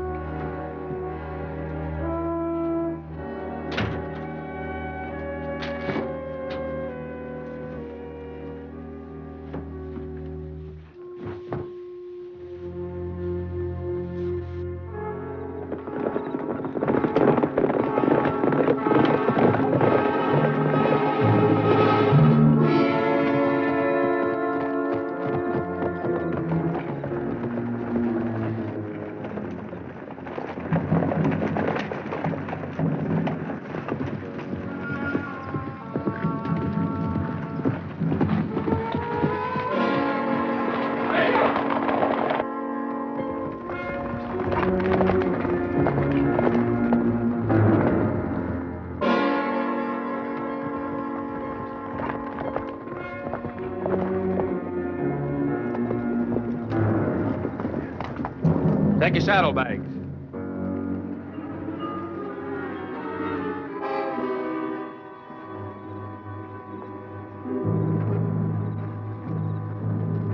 We got the money in that shack, Casey, and it's hid real good. You did the right thing, my boy. We'll be getting it and then going our way.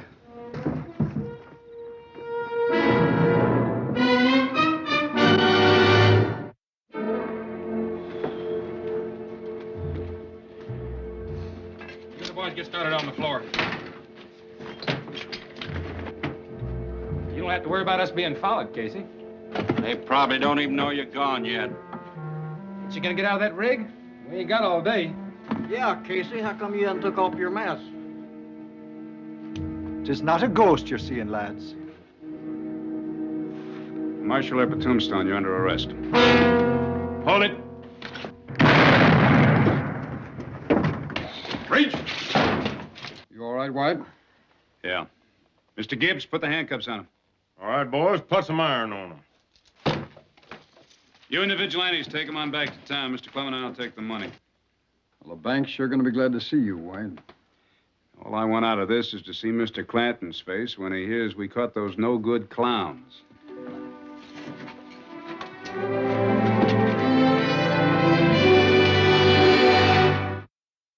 Well, he cleaned up the country, the old Wild West country. He made law and order prevail. And none can deny it, the legend of Wyatt forever will live on the trail. Oh, Wyatt Earp, brave, courageous, and bold. Long live his fame, and long live his glory, and long may his story be told. Long may his story be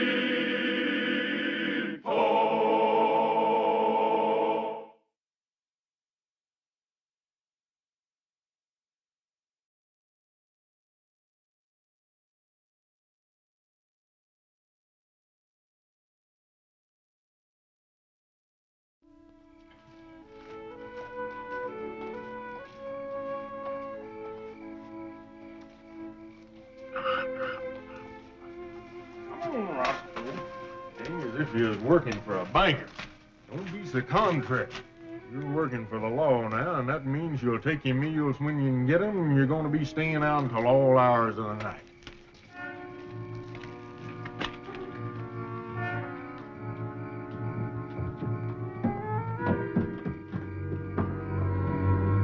We got him cornered. Let's move in. What about the mule? Never mind him. We're after Shotgun Gibbs.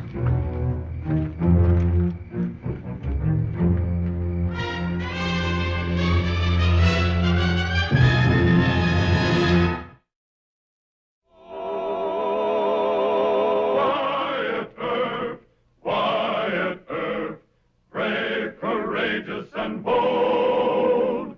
Long live his fame, and long live his glory, and long may his story be told. The Life and Legend of Wyatt Earp, starring Hugh O'Brien. Shotgun Gibbs had been Wyatt's chief deputy since his arrival in Tombstone. Gibbs, his mule Roscoe, and his 10-gauge Greener were formidable allies. But as the war with outlaws grew more deadly, Wyatt secretly wondered if he wasn't asking too much of his friend from Wyoming. Any man who worked for Marshal Earp inherited Wyatt's enemies and the possibility of violent death. And be it further resolved that Chief Deputy Walter Gibbs be commended by the City Council for his bravery and devotion to duty. The citations by Governor Gosper and Marshal Earp are well deserved by Chief Deputy Gibbs. Well, sir, I just want to tell you that I thank you very kindly for all these nice Mr. words. Gibbs. Mr. Gibbs, would you let Mayor Clum continue? Be it further resolved that as a token of its appreciation, the City Council will present Chief Deputy Gibbs with a gold star. And as a further token of its appreciation, a raise in salary of $20 a month. $20? I sure appreciate it. I sure do thank you. Gentlemen. Thank you. Here you are, Mr. Gibbs. Congratulations, sir. Thank you, Mayor. All right. You want me to pin that star on you? Shucks, no. Part of it belongs to Roscoe. You deserve most of it. I didn't do nothing special. Oh, yes, you have. You saved my life many a time. Just last week, you saved Wells Fargo $60,000 by capturing those heister men single-handed. You could have gotten yourself killed. Well, anything I done in the line of duty. You better come quick. Ma's gonna shoot old Mr. Brown. Well, she is, huh? Well, where? We're camping the edge of town. Get a move on, will you? She's got a terrible temper. Well, Mr. Gibbs, you better go with this gentleman. I have a few things to do here. Come on, Sonny. Hurry up!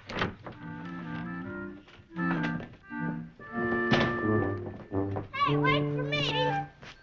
Her name's Ginger. They call me Butch. We're related. Cousins? Nah, she's my baby sister. I don't see you carrying no 45. Most John Laws carry a 45 and a sawed-off shotgun. I carry this here, 2 10-gauge slugs. Now listen, if there's any trouble out there, I want you two to keep out of the way, you hear me? You ain't our boss, mister. Listen, you disobey me and I'll larrup you. He talks like a papa. Yeah, and he's awful big and strong. Well, let's just don't stand here a jawing. Let's go. I'm not going to tell you again. You've been drinking ever since we left West Texas. Now, you and your helper have been paid off at full wages, and you're not working for me anymore. You hired me for the whole trip to Colorado. Well, I reckon this team will square the account. Touch those horses and I'll shoot. Hold it, lady! Put that gun down. Is any shooting going to be done around here? I'm going to do it.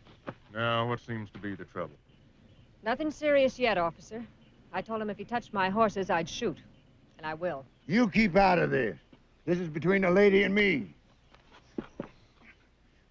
You want him arrested, ma'am? No, I just want him to quit bothering me. You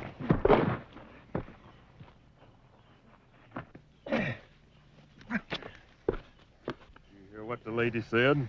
Well, don't you forget it.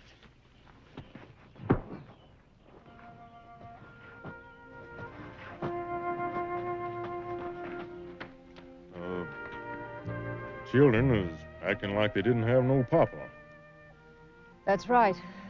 My husband was killed leading a posse in West Texas. Oh, awful sorry to hear that, ma'am. I begged him not to go. The other ranchers said it was his duty. Thanks for your help, officer. I don't think I'll have any more trouble with Brown. Now, lady, that ain't exactly my business, but where you heading? Colorado, the Homestead Ranch. Just you and them children? No, I'll hire a couple of hands to help me till we get to Phoenix. We're joining up with a big wagon train there. Well, it's an awful rough trail to Phoenix, ma'am. I got an idea, Ma. Why don't you hire him? I like him. I like him, too. Mr. Gibbs is big and strong and awful brave, Ma. Butch. Well, Sonny, I done already got a job. Well, if you'll excuse me, I got to go report in to Wyatt Earp.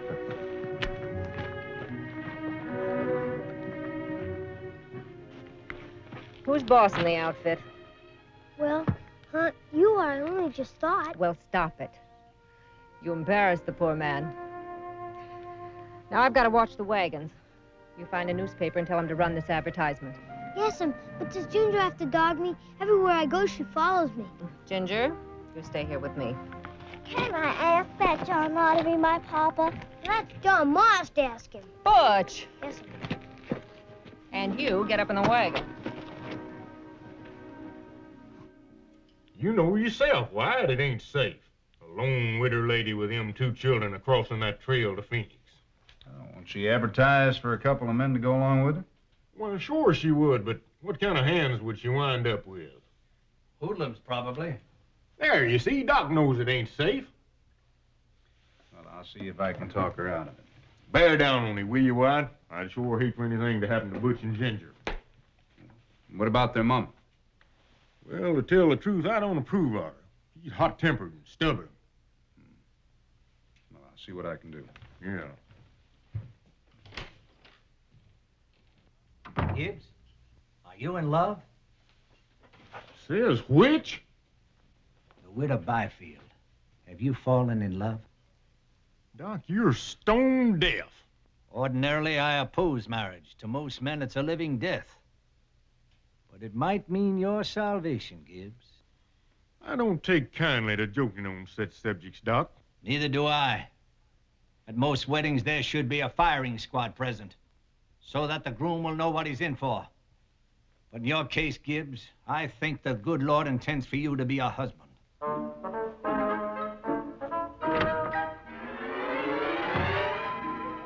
Of course, I haven't any authority to stop you, Mrs. Byfield. Now, why don't you tell me the truth, Marshal? Truth? That big John Law deputy of yours asked you to come here and scare me. Why would Mr. Gibbs do that? Well, Mr. Gibbs has taken a fancy to Butch and Ginger. Like most old bachelors, he's sentimental about children. Do you know where they are now? They ran off to find Mr. Gibbs. No doubt he's buying them rock candy or licorice and spoiling their appetite for supper. Well, he shouldn't do that. I'll see if I can find them. Thank you, Marshal. And I hope you'll ask Mr. Gibbs to stop feeling sorry for those children. Butch and Ginger survived a childhood in West Texas. What little protection they need, I can give them. Yes, sir. Please, can we sit in Roscoe's bath? Why, sure. Thanks. Up you go, honey. You too, Butch. Attaboy. Butch, Ginger, get off that mule. Uh-oh. Mr. Gibbs, I'll have to ask you to lift my children off that mule. He ain't that mule, ma'am. His name's Roscoe. Well, I don't care what his name is. Now, supper's been ready for half an hour. Skedaddle. Yes'm, but he's a real nice mule. Oh, I'm sure of that. Mr. Gibbs, I want you to know I've hired 2 reliable men. We're leaving for Phoenix at sunup. What 2 men? A Mr. Davis and a Mr. Hearn. I don't know 'em. Is that necessary? Lady, you got 2 likely kids. They're a mite spoiled, but that could be straightened out. Truth of the matter is, you're likely yourself.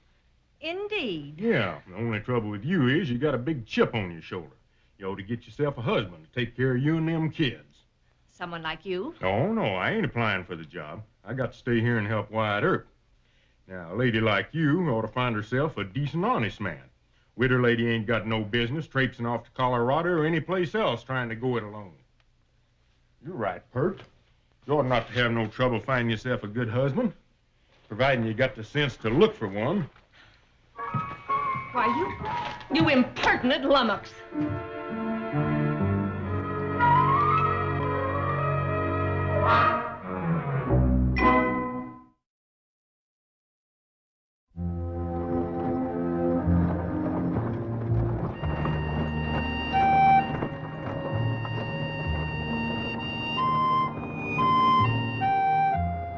Butch. Oh, gee, Mom. Why can't I hold the rifle? Papa Gibbs says it's Indian country. It's Mr. Gibbs, and he was just trying to scare you. Well, it looks like Indian country. Apaches. I don't want to hear any more about it. Mr. Gibbs says I gotta start growing in a mortal sore. Butch, put that gun down. Ah, gee, Ma.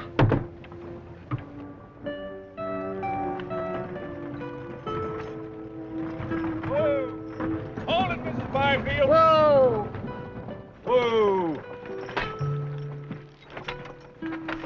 Oh.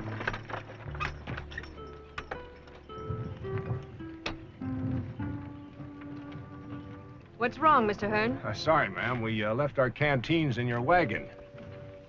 Hey! This is as far as we go, lady. What? Did we take all the horses? No, just ours. Better start unhitching them, Willie.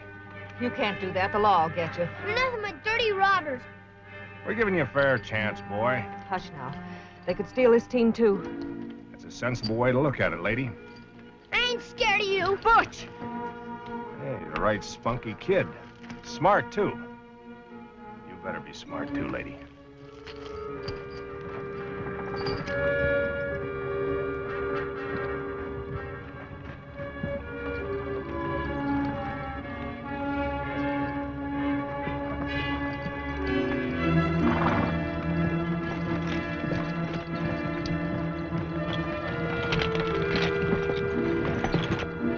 Don't feel bad, Ma. Mr. Gibbs will catch him. We'll go back to Tombstone and get him.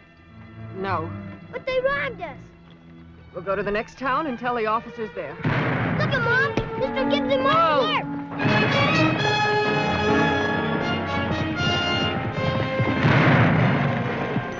Kill him, Mr. Gibbs. Kill him. That boy, Mr. Gibbs. What's the matter, Mommy? Why did we stop? What's happening? It's all right, dear. It's all right. There's Papa Gibbs. Yes. Yes, I know.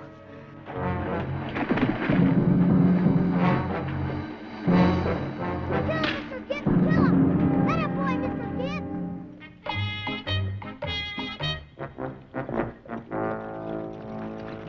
Oh. Papa Gibbs sure beat up on him. He was aiming to beat the tires, but Marshal Earp made him stop.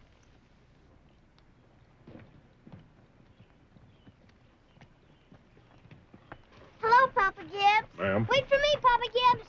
Excuse me, Ma. Mrs. Byfield, you and Ginger all right? Yes. Turn your wagon around. As soon as we get the horses hitched, we'll be heading back for Tombstone. I started out for Phoenix, Marshal. I never turned back. Well, I'm afraid you're going to have to this time, ma'am. You're a material witness. Very well. I don't fight the law, Mr. Earp. Deputy Gibbs found out who Hearn and Davis were and insisted we trail you. Now, if those two had been really vicious, they would have killed you and the children. Mr. Gibbs deserves a word of thanks, ma'am.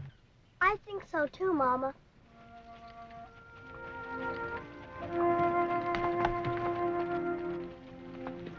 Ginger! Ginger! Did you see what happened? Papa Gibbs took hold of those robbers and knocked their heads off. Well, practically off. Did Papa Gibbs get hurt? Nah, not even a scratch. He's not your papa. Well, we like him. We sure do.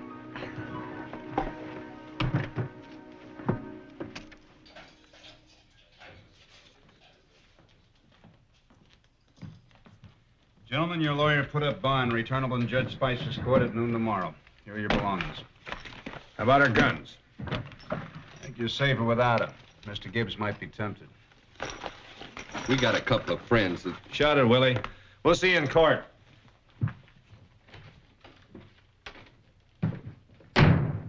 I had to stop Shotgun from breaking their necks. Well, that's love, Wyatt. Love? Mrs. Byfield? You didn't tell me anything about that. He won't.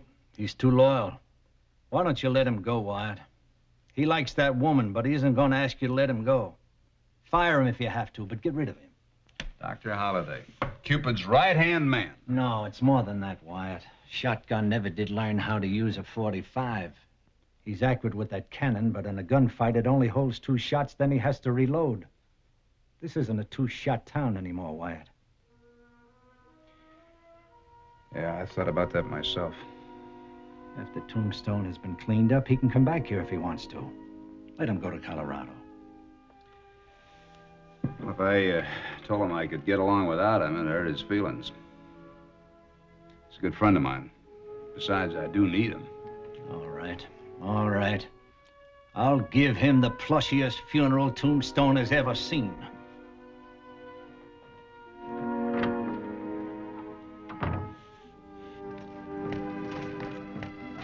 Honey, she did Papa Gibbs. She said, find Mr. Gibbs. I want to talk to him. Didn't she, Ginger? Puff a heart, puff to die. Now, you children just stop a dogging me. Here, take this here money and go buy yourself some candy.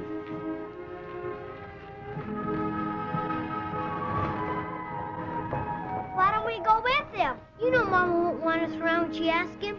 Come on, Dumbbell. And I thought Mr. Earp might give you leave of absence. Long enough for you to go with us to Phoenix. Well, coming from you, ma'am, that's a mighty nice compliment. Let me help you with that. Thank you. You'll ask him?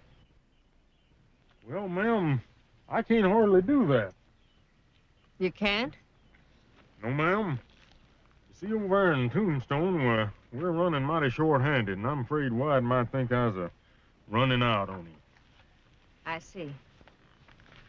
Well, then, I guess it's Mr. Earp or me. Well, you ain't proposing, are you? I may have something like that in mind, eventually. Dang if I know what to say. You keep a-thinking about it, and I'll keep a-thinking about it, and maybe... Well, you know, it's about time I was getting back on patrol there. Wyatt probably expecting me, and... Excuse me, ma'am.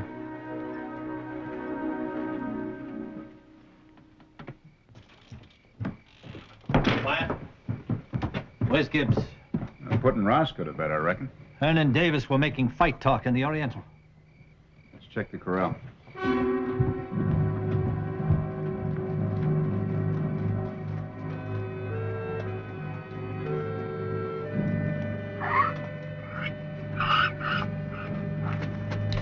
Come on, Roscoe, don't be so contrary.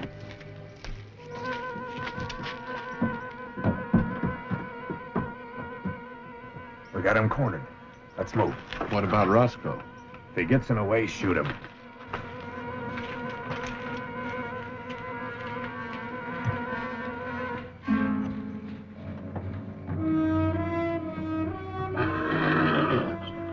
Here's your help, Roscoe. You're getting more spoiled than Butch and Ginger. How about a bucket of them good oats, boy? Hold it, big man. Now, to keep away from that shotgun, come over here with your hands up. All right, boys. Looks like you got me. What are you waiting on? Killing ain't enough. We aim to give you a good pistol whipping first. Well, sure. Just be careful with them guns. Roscoe ain't never done nothing to harm you.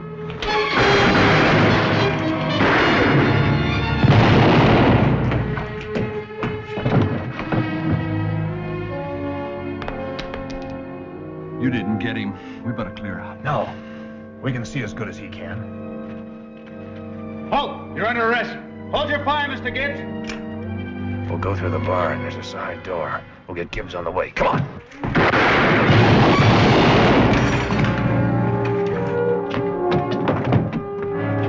Shotgun? Over here. You all right? Yep. Check Roscoe, will you? Never mind Roscoe. Didn't you hear me tell you to hold your fire? Sure I did, but they come in here shooting at me. Doc and I could have taken him alive. Well, it just so happens I wanted to kill him.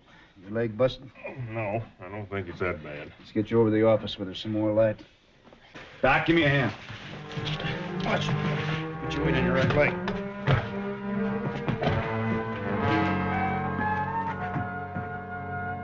Getting a little tight there, Doc. If you don't like my bandage, why don't you put your own on? Well, I ain't complaining. I guess I'm pretty lucky at that. So it's you they shot at. Yes, ma'am. Sit down. Yes, ma'am. Two drifters tried to corner him. Thought maybe I could forget how bad this John Law business is. But I can't ignore shooting in the middle of the night. No, ma'am.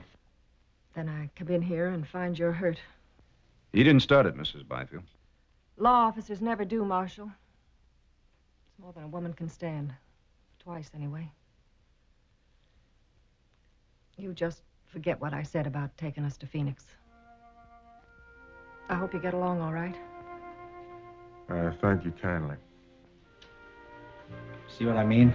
Doc, go. Miss Byfield, there's bad lighting in the streets. May I help you?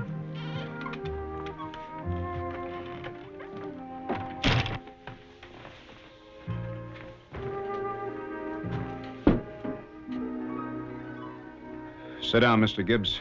I have something to say to you. Huh? Oh. I reckon it's about them fellers I killed.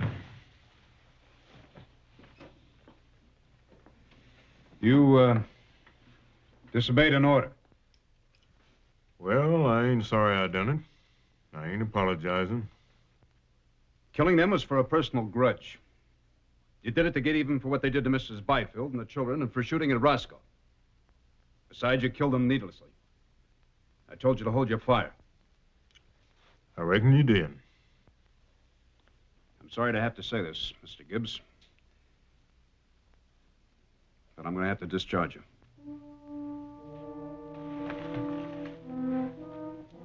Well, you mean I ain't your chief deputy no more? You're just up and firing me? That's right.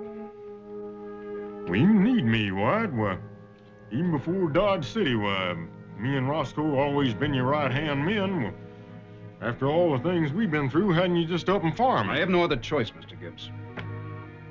I'm a peace officer. I'm not supposed to have personal feelings. When I give orders, I expect to have them carried out. When my deputies shoot to kill, it must be without personal hatred. Do you understand that? I reckon I do. I learned how to spell a long time ago. You don't have to make it no plainer than you already done.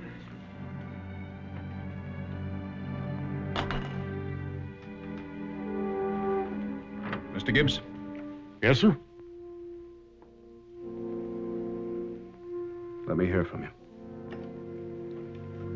So long, White.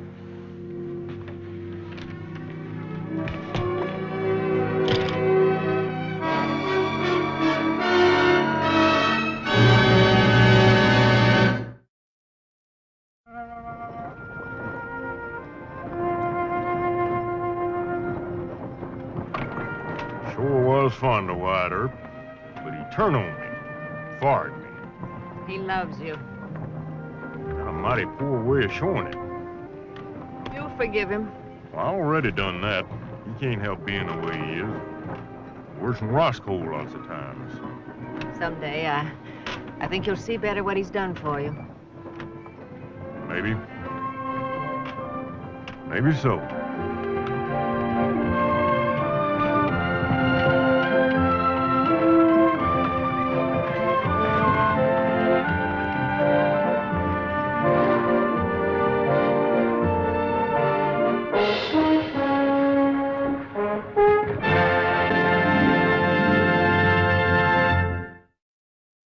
Well, he cleaned up the country, the old Wild West country. He made law and order prevail. And none can deny it, the legend of Wyatt forever will live on the trail. Oh, Wyatt Earp, brave, courageous, and bold. Long live his fame, and long live his glory, and long may his story be told.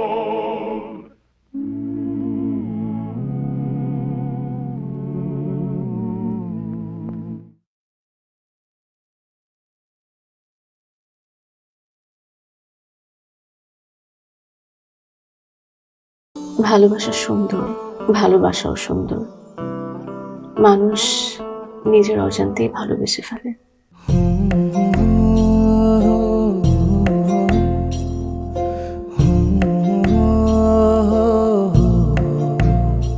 আমারও মনে হয় কি জানেন, আপনার মতো জানাশোনা কাউকে না আমার বিয়ে করা উচিত।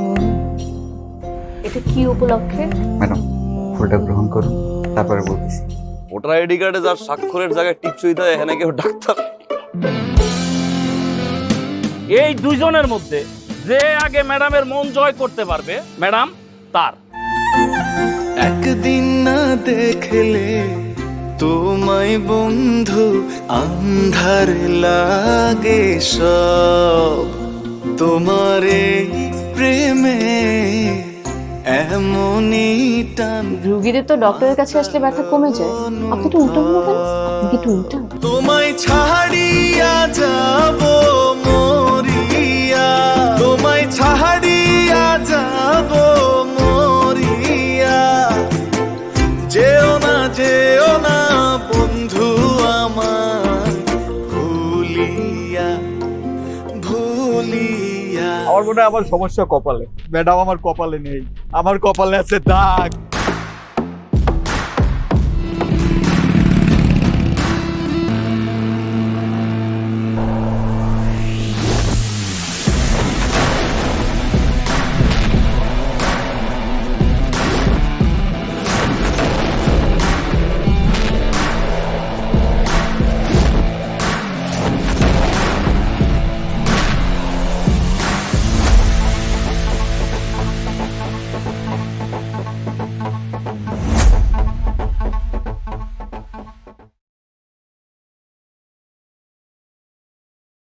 Này, sao thế nhỉ? Sao thế ít ít nhỉ? Nổ bùm.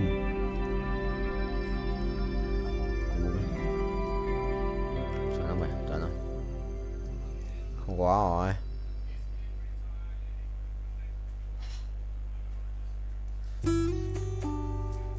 Rồi, cút. Xong, cút. Meo meo meo meo meo meo meo. Cái gì đấy? Lò đắc bù bù làm mau vậy anh? Chuẩn không vậy. Thầy lái nha, thầy lái tốc độ cao xem con lái không? Từ từ, mày ấy á, xít được. So ride a cat in high speed đấy.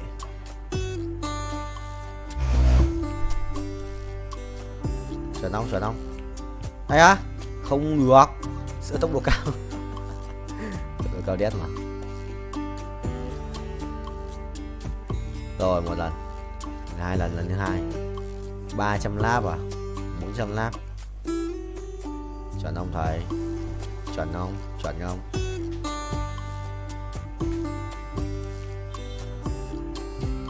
Chuẩn không? Chuẩn không? Ui tốc độ cao đấy. 378 lap chứ 400. Mày à, bắt đầu thua. Thua, bài khỏe đấy. 2299 á. Mày đấu sĩ á. Mình lẫn vào mày có ăn uống đầy đủ nhỉ? Thằng này được ăn uống đầy đủ. 2299 là phải không? Không. Tự đầu chuyển hóa bàn đấu.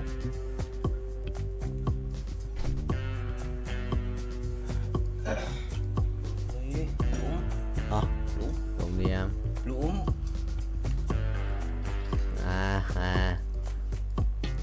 Ô, phải châm.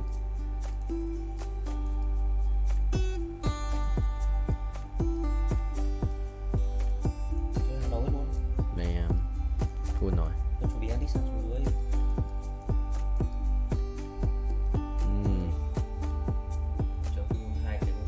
Không biết.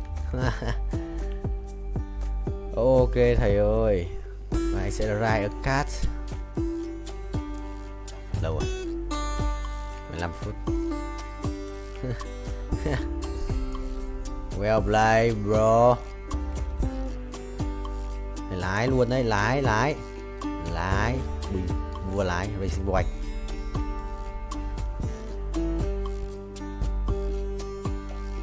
Nhốt luôn, chết không? Ngồi đi. Đéo đi à? Vào nó kèm rất sư linh. Đéo có đủ mana là chết. Được không? Cũng là khỏe rồi ra. Đánh bài gì với cả Nautilus 2 à?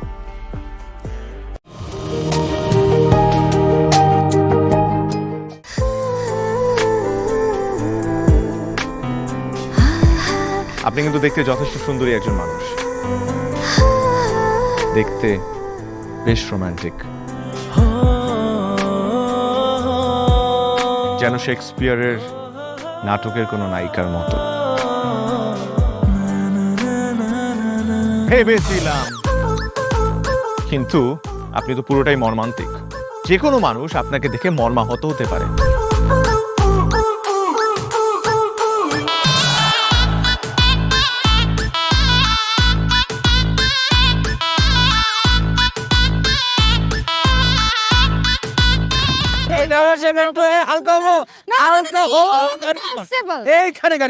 আমার হালকা হতে 1 মাস সময় লেগেছে। আপনার 1 মাস সময় লাগে? আমার হালকা হতে তো 1 মিনিট লাগে।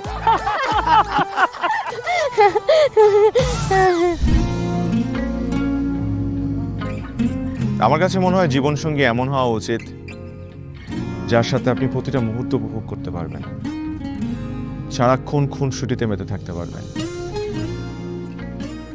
এবং তার মনে এমনভাবে বসবাস করবেন যে আপনার দিকে সে একটাবার তাকালেই বলে দিতে পারবে যে তার বেঁচে থাকার কারণই আপনি।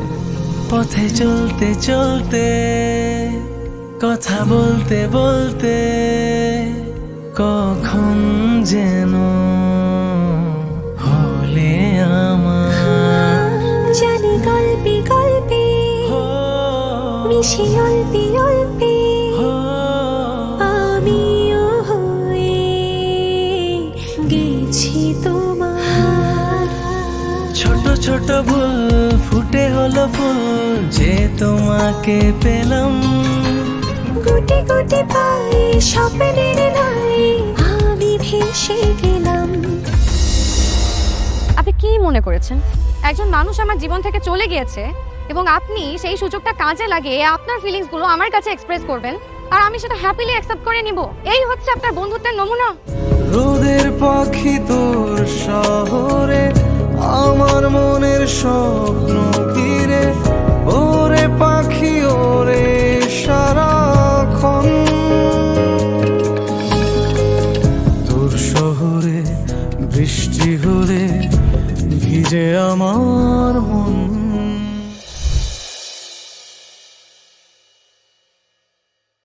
Bài cái độ buồn lên mà sự thật khỏe đấy, nhưng mà thầy xây bài ấy, chia sẻ có Saza hả, có Rakan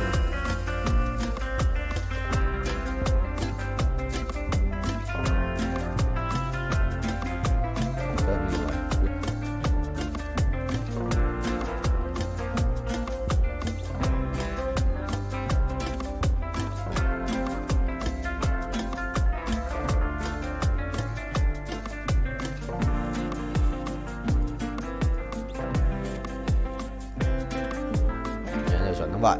Át này, binh xong là át luôn mà. Sao có xin ra ấy, nhưng mà anh đéo dùng rồi.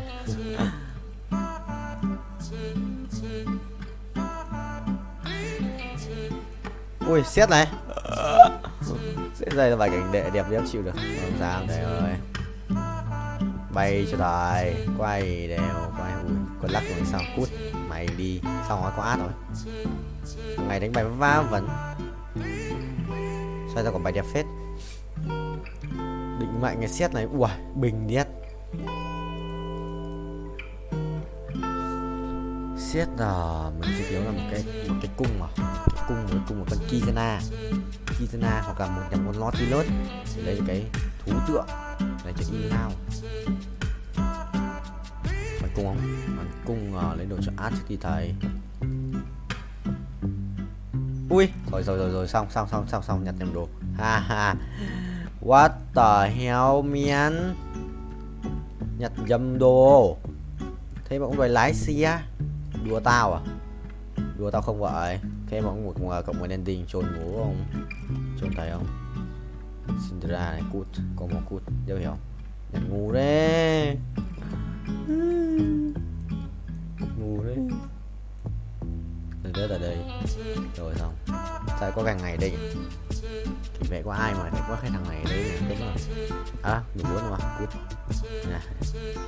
Xong. Chịu rồi, nhặt nhầm đồ lúa tắc ngủ nó máu nhỉ. Rồi xem đi. Thầy ơi, không ai nhận được cái gì. Tôi nhận không? Ở đây. Vòng quay may mắn, vòng quay vô cực. Anh 2 vòng à? Quay đều ra cái pet đỏ đỏ ấy đi, ra cái pet đỏ đỏ. Ô, à, Đi ra qua. Biết quay được vào pet Omega. Chịu rồi. Tí vào lừa tao. Đi qua mà trồn. Lại đi qua. Trồn tố bố. Đi trồn tao. Đi xin à. Đi xin chuẩn không vậy. Rồi xong. Bình. Xong. Thắng. Không thắng. Suýt thắng. Quả phe bắn được phết nhưng mà suýt thắng thôi. Phải bay tốc độ cao ấy. Bay tốc độ cao luôn. তোমাকে 15 লাখ টাকাই দিতে হবে। তুমি যদি দিতে না পারো তোমার বাবাকে কল দাও। তোমার যত জমি জিরাত বাড়িতে যা যা আছে এগুলো বেচা হইলেও তোমরা আমাদের টাকা পাই পাই করে শোধ করবা।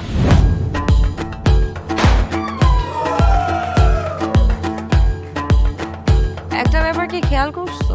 শহরে কিন্তু দুইটা রূপ, রাতের এক রূপ, দিনের আর এক। বেঁধেছি ঘর হৃদয়ের পর গাঢ় সবুজ ওই গহীন বনে। আরে ব্রো, সবসময় চিল থাকতে হবে, কিচ্ছু মাথায় নেওয়া যাবে না। ভালোবাসা হচ্ছে একজন আরেকজনের উপর ভরসা করে, একজন আরেকজনের হাতের উপর হাত রেখে এই জীবনটা কাটিয়ে দেয়। কিছু মানুষ এই রাত জেগে থাকে আর টাকার বিনিময়ে সুখ খোঁজে। বসুন। এখন তো সিরিয়াস হওয়া উচিত, তাই না? আমি তো কোথাও যাচ্ছি না পার্টি করতে। তুমি কেন যাচ্ছ? কেন বন্ধ করতে পারতেছো না বলো তো?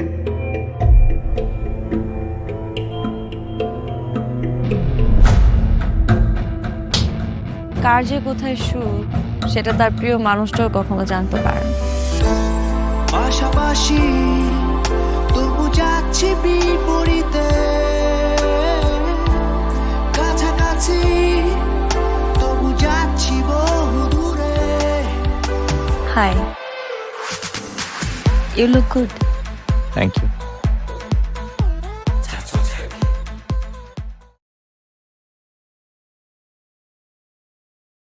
Rồi thì xin đấm đầu đấy.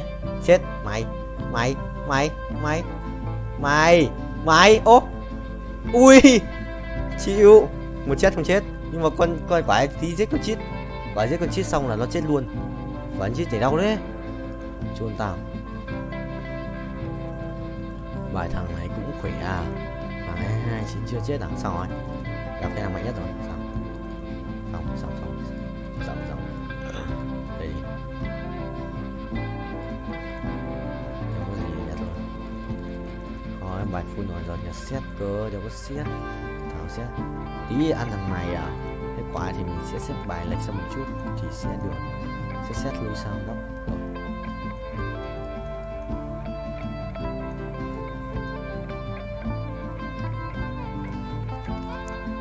Chuẩn không vậy. 700 củ anh sẽ revert phát nữa là còn thiếu 600 củ để revert lên 660 à.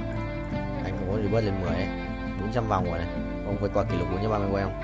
435 nhỉ. 119 20 23 24 25 26 27 28 29 30 kỷ lục mới. Đi record. Rồi 233 kỷ lục mới, qua kỷ lục mới tận 3 lap. Ê, thua lại. Phải không? Ê, không thua. Mày rồi ăn tao. Rồi có top 4 rồi. Có top 4 rồi. Mình sẽ không phải là cái thằng hậu cái D nữa. Mình cần cái gì rồi? Xẻng rồi cái này ra định mệnh. Được. Ây à, hồn thế nhờ. Một cái gì đây? Một cái nỏ xét à? Một cái nỏ xét rồi. Ai đáp đồ đơn luôn, thằng đéo như thế. Mình đã trả thưởng 1 đô.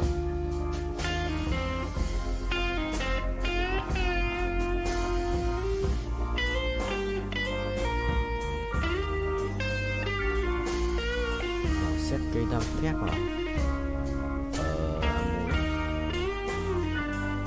Cái thằng này à? Thằng này xếp bài lưu xuống đây đi.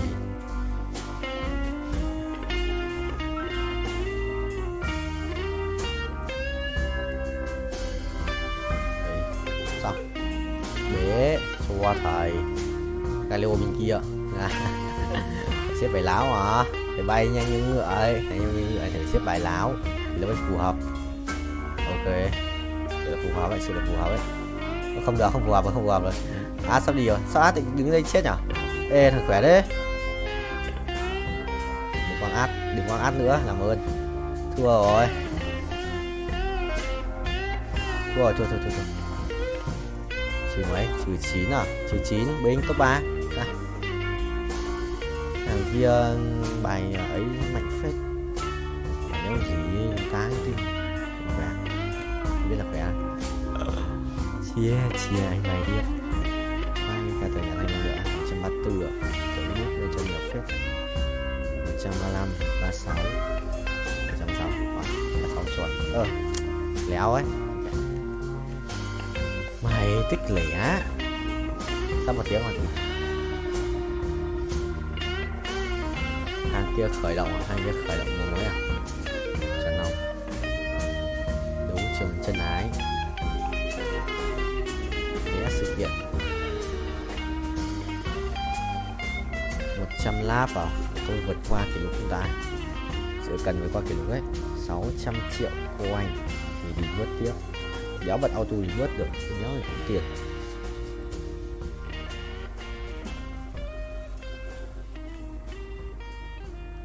Bay chọn ông thầy ơi. Uống nước này 200 lap.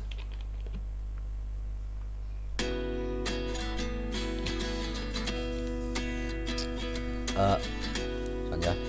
Ok, không nhận gì được. Thì ai?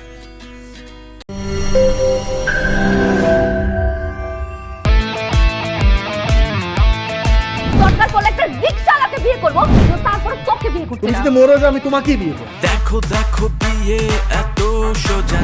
5টা condition. কয়টা? 5টা। আমি JD Safayet রমরাজন। Sir এটা তো voter ID card sir.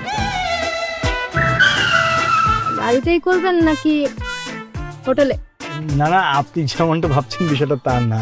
ভাই আপনি তো করবেন। তোমাকে দিয়ে হবে না, আমি জানতাম। শুধু সময় নষ্ট করো না। ভাই আপনি তো অনন্ত দলিল না যে অসম্ভবকে সম্ভব করে আপনার কাজ। জিমি কি হচ্ছে? আচ্ছা আঙ্গের একদম বইরা দিমু।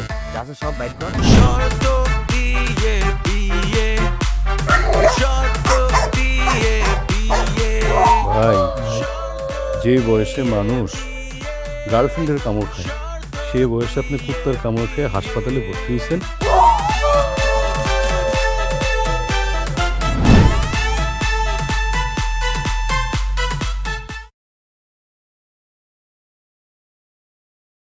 Ý là sao nó không tự làm được ấy. Trốn.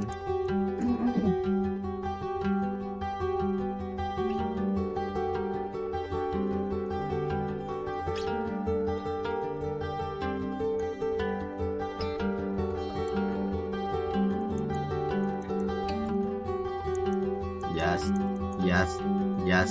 Nhà tỷ đô. Mày rủ cô. Anh cầm đồ mà chỉ được cái mát. Mà chơi chính rồi, nhặt quả trứng này. Anh cầm đồ mà chỉ được cái wow. Yes, sir, broccoli. Đợi để cháy không mở.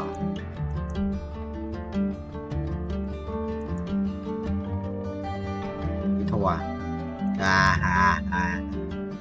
Mày đi qua. Mày đùa tao.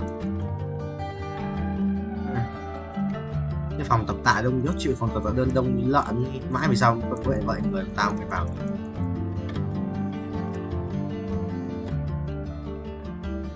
Nó chỉ cái gì đấy chúng ta để nhận một tí reverse mà em ơi, reverse nó giảm hết sức mạnh mà. Đúng cái nịt reverse xong còn đúng cái nịt reverse ít sao phải reverse xong phải nhận sao để bù lại ấy. Sức mạnh này.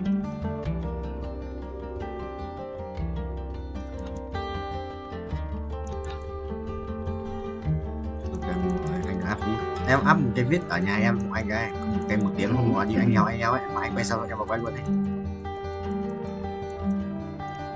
Hôm qua đó hôm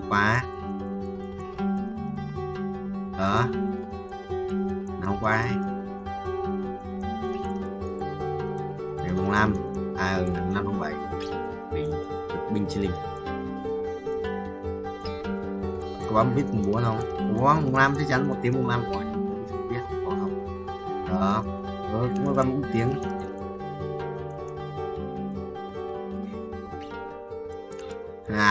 Đã trầu quá. Thích không? Thích mình thích không cho quay chung máy không?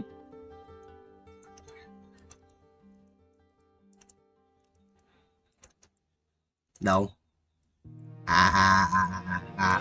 Cái đấy giờ nó à? Mày đó mày dí. Đâu? Mày cứ vất luôn chì vào cái trong túi tao khắc áp lại vào sau, tao khắc sửa, tao khắc chỉnh sau. Mày cứ áp thẳng vào trong túi, áp thẳng vào vai trọng túi ấy. Ở đây, áp vào đây. Tao áp vào đấy trước xong tao mới cho vào sau mà. Nhìn biết mà.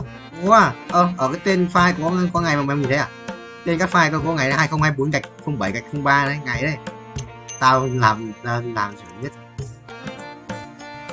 Chắc thế, nếu mà không có biết đâu khác. Không, nhưng mà hình như thế. Thắng nhỉ? Muốn tao quay không? Muốn tao quay không nhỉ? Tao mày muốn quay không nhỉ? Tại tao không thấy. Tại tao lại biết mình muốn, tao mới hỏi. Rồi áp rồi mà. Áp rồi không? Mình báo. 2 rồi, một cái là tí.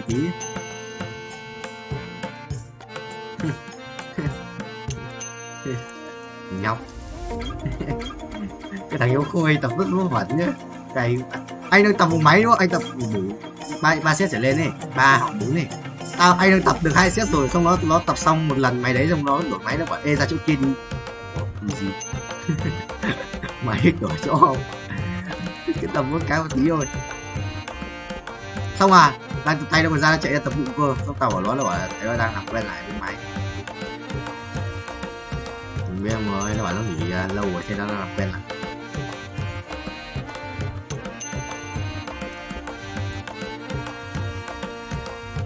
Cái quỷ lợn 140 à? Ok được rồi.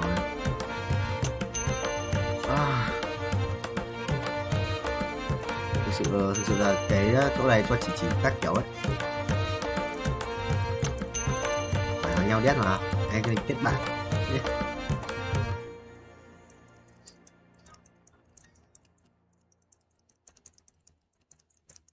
Thằng thằng Tuấn tối nay đi date quốc tiếp về con chú Bảo Châu, xong nó bảo anh em nghỉ nhà quay cho anh thì nhớ vợ chúng tao chuồn tao sao con bảo là tối bận đi quốc tiếp chú Bảo Châu cái gì mày đùa.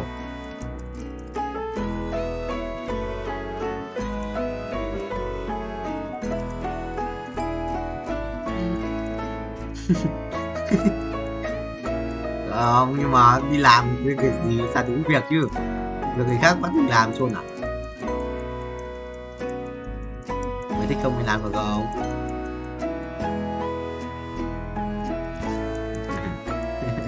Xong việc mình nhớ xong thì gì? đã đâu lưng sắn.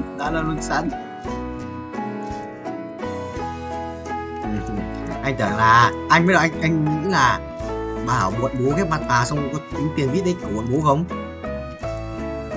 Có tính tiền vít đấy là của bọn bố không? Bảo vẫn các mặt vào tính tiền đấy là bọn anh em làm nhỉ? Xuân bố à? Thích hộ không?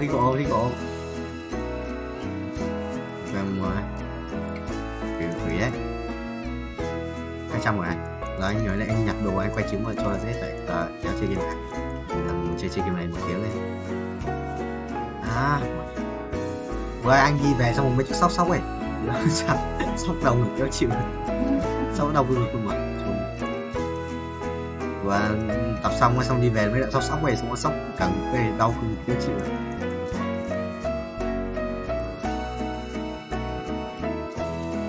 Anh thấy nó hôi gầy lắm. Nó không thắt cân được thật ý, nó gầy vãi. Thấy nói nhìn như cái quỷ tệ. Cái lúc mà tập cái máy ngược cái tay nhìn như cái quỷ ấy, buồn cười nó chịu được. Buồn cười mấy lúc cái tập buồn cười á.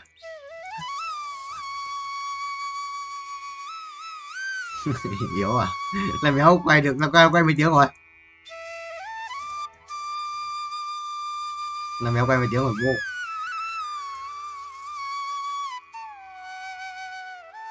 Cái gì vậy?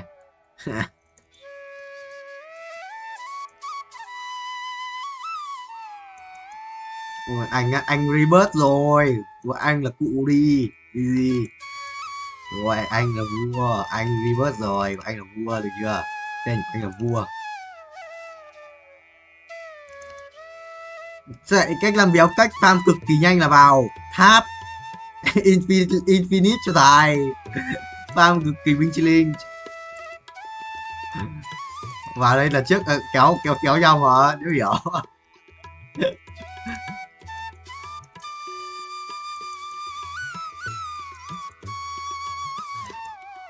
Bao nhiêu? 20 phút rồi, anh quay 1 tiếng á.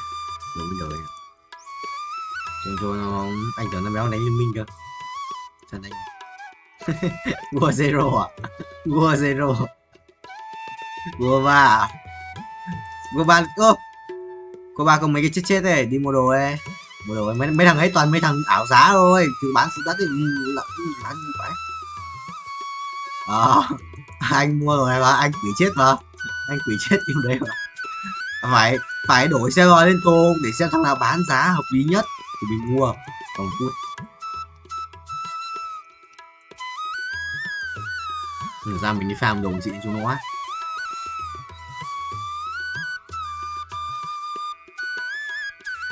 Phải không? Sao bị mất? Đến hạn đóng tiền sao? Thằng kia nó chưa báo. Thằng anh chưa bảo, thằng anh chưa bảo đóng tiền thì anh chưa chuyển nó phải bảo cơ mà anh mới chuyển tiền. Nó nhắm vào nhóm thì bọn anh chuyển. Nhóm vẫn là cái nhóm ở trong trước bọn anh học academic cùng nhau ấy.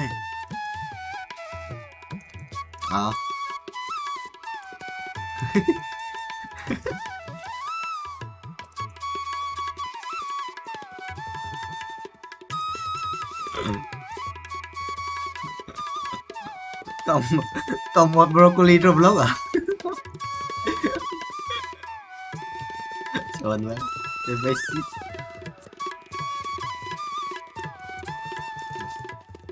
Giật phờ đen.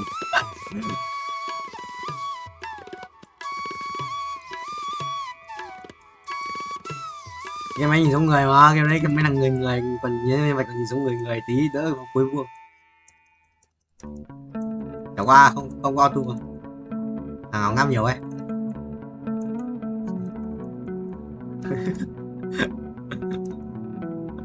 Anh giá hơi buồn ngủ à. Quay được 10 tiếng ngày không? Quay được 10 tiếng ngày không bro? Mày 10 tiếng một ngày.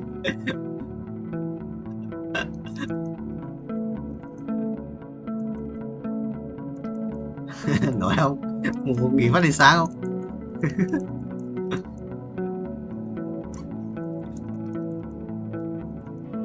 Được. Đừng chửi được. Rồi, mà mình game chơi treo này xong đá được mà mình chạy đi. Nó bảo là phải dùng cái con chuột này để di màn hình, góc màn hình liên tục ấy anh đéo. Anh bảo là anh nghĩ là có cái đéo gì vợ ấy trôn mũ à, thỉnh thoảng thôi chứ.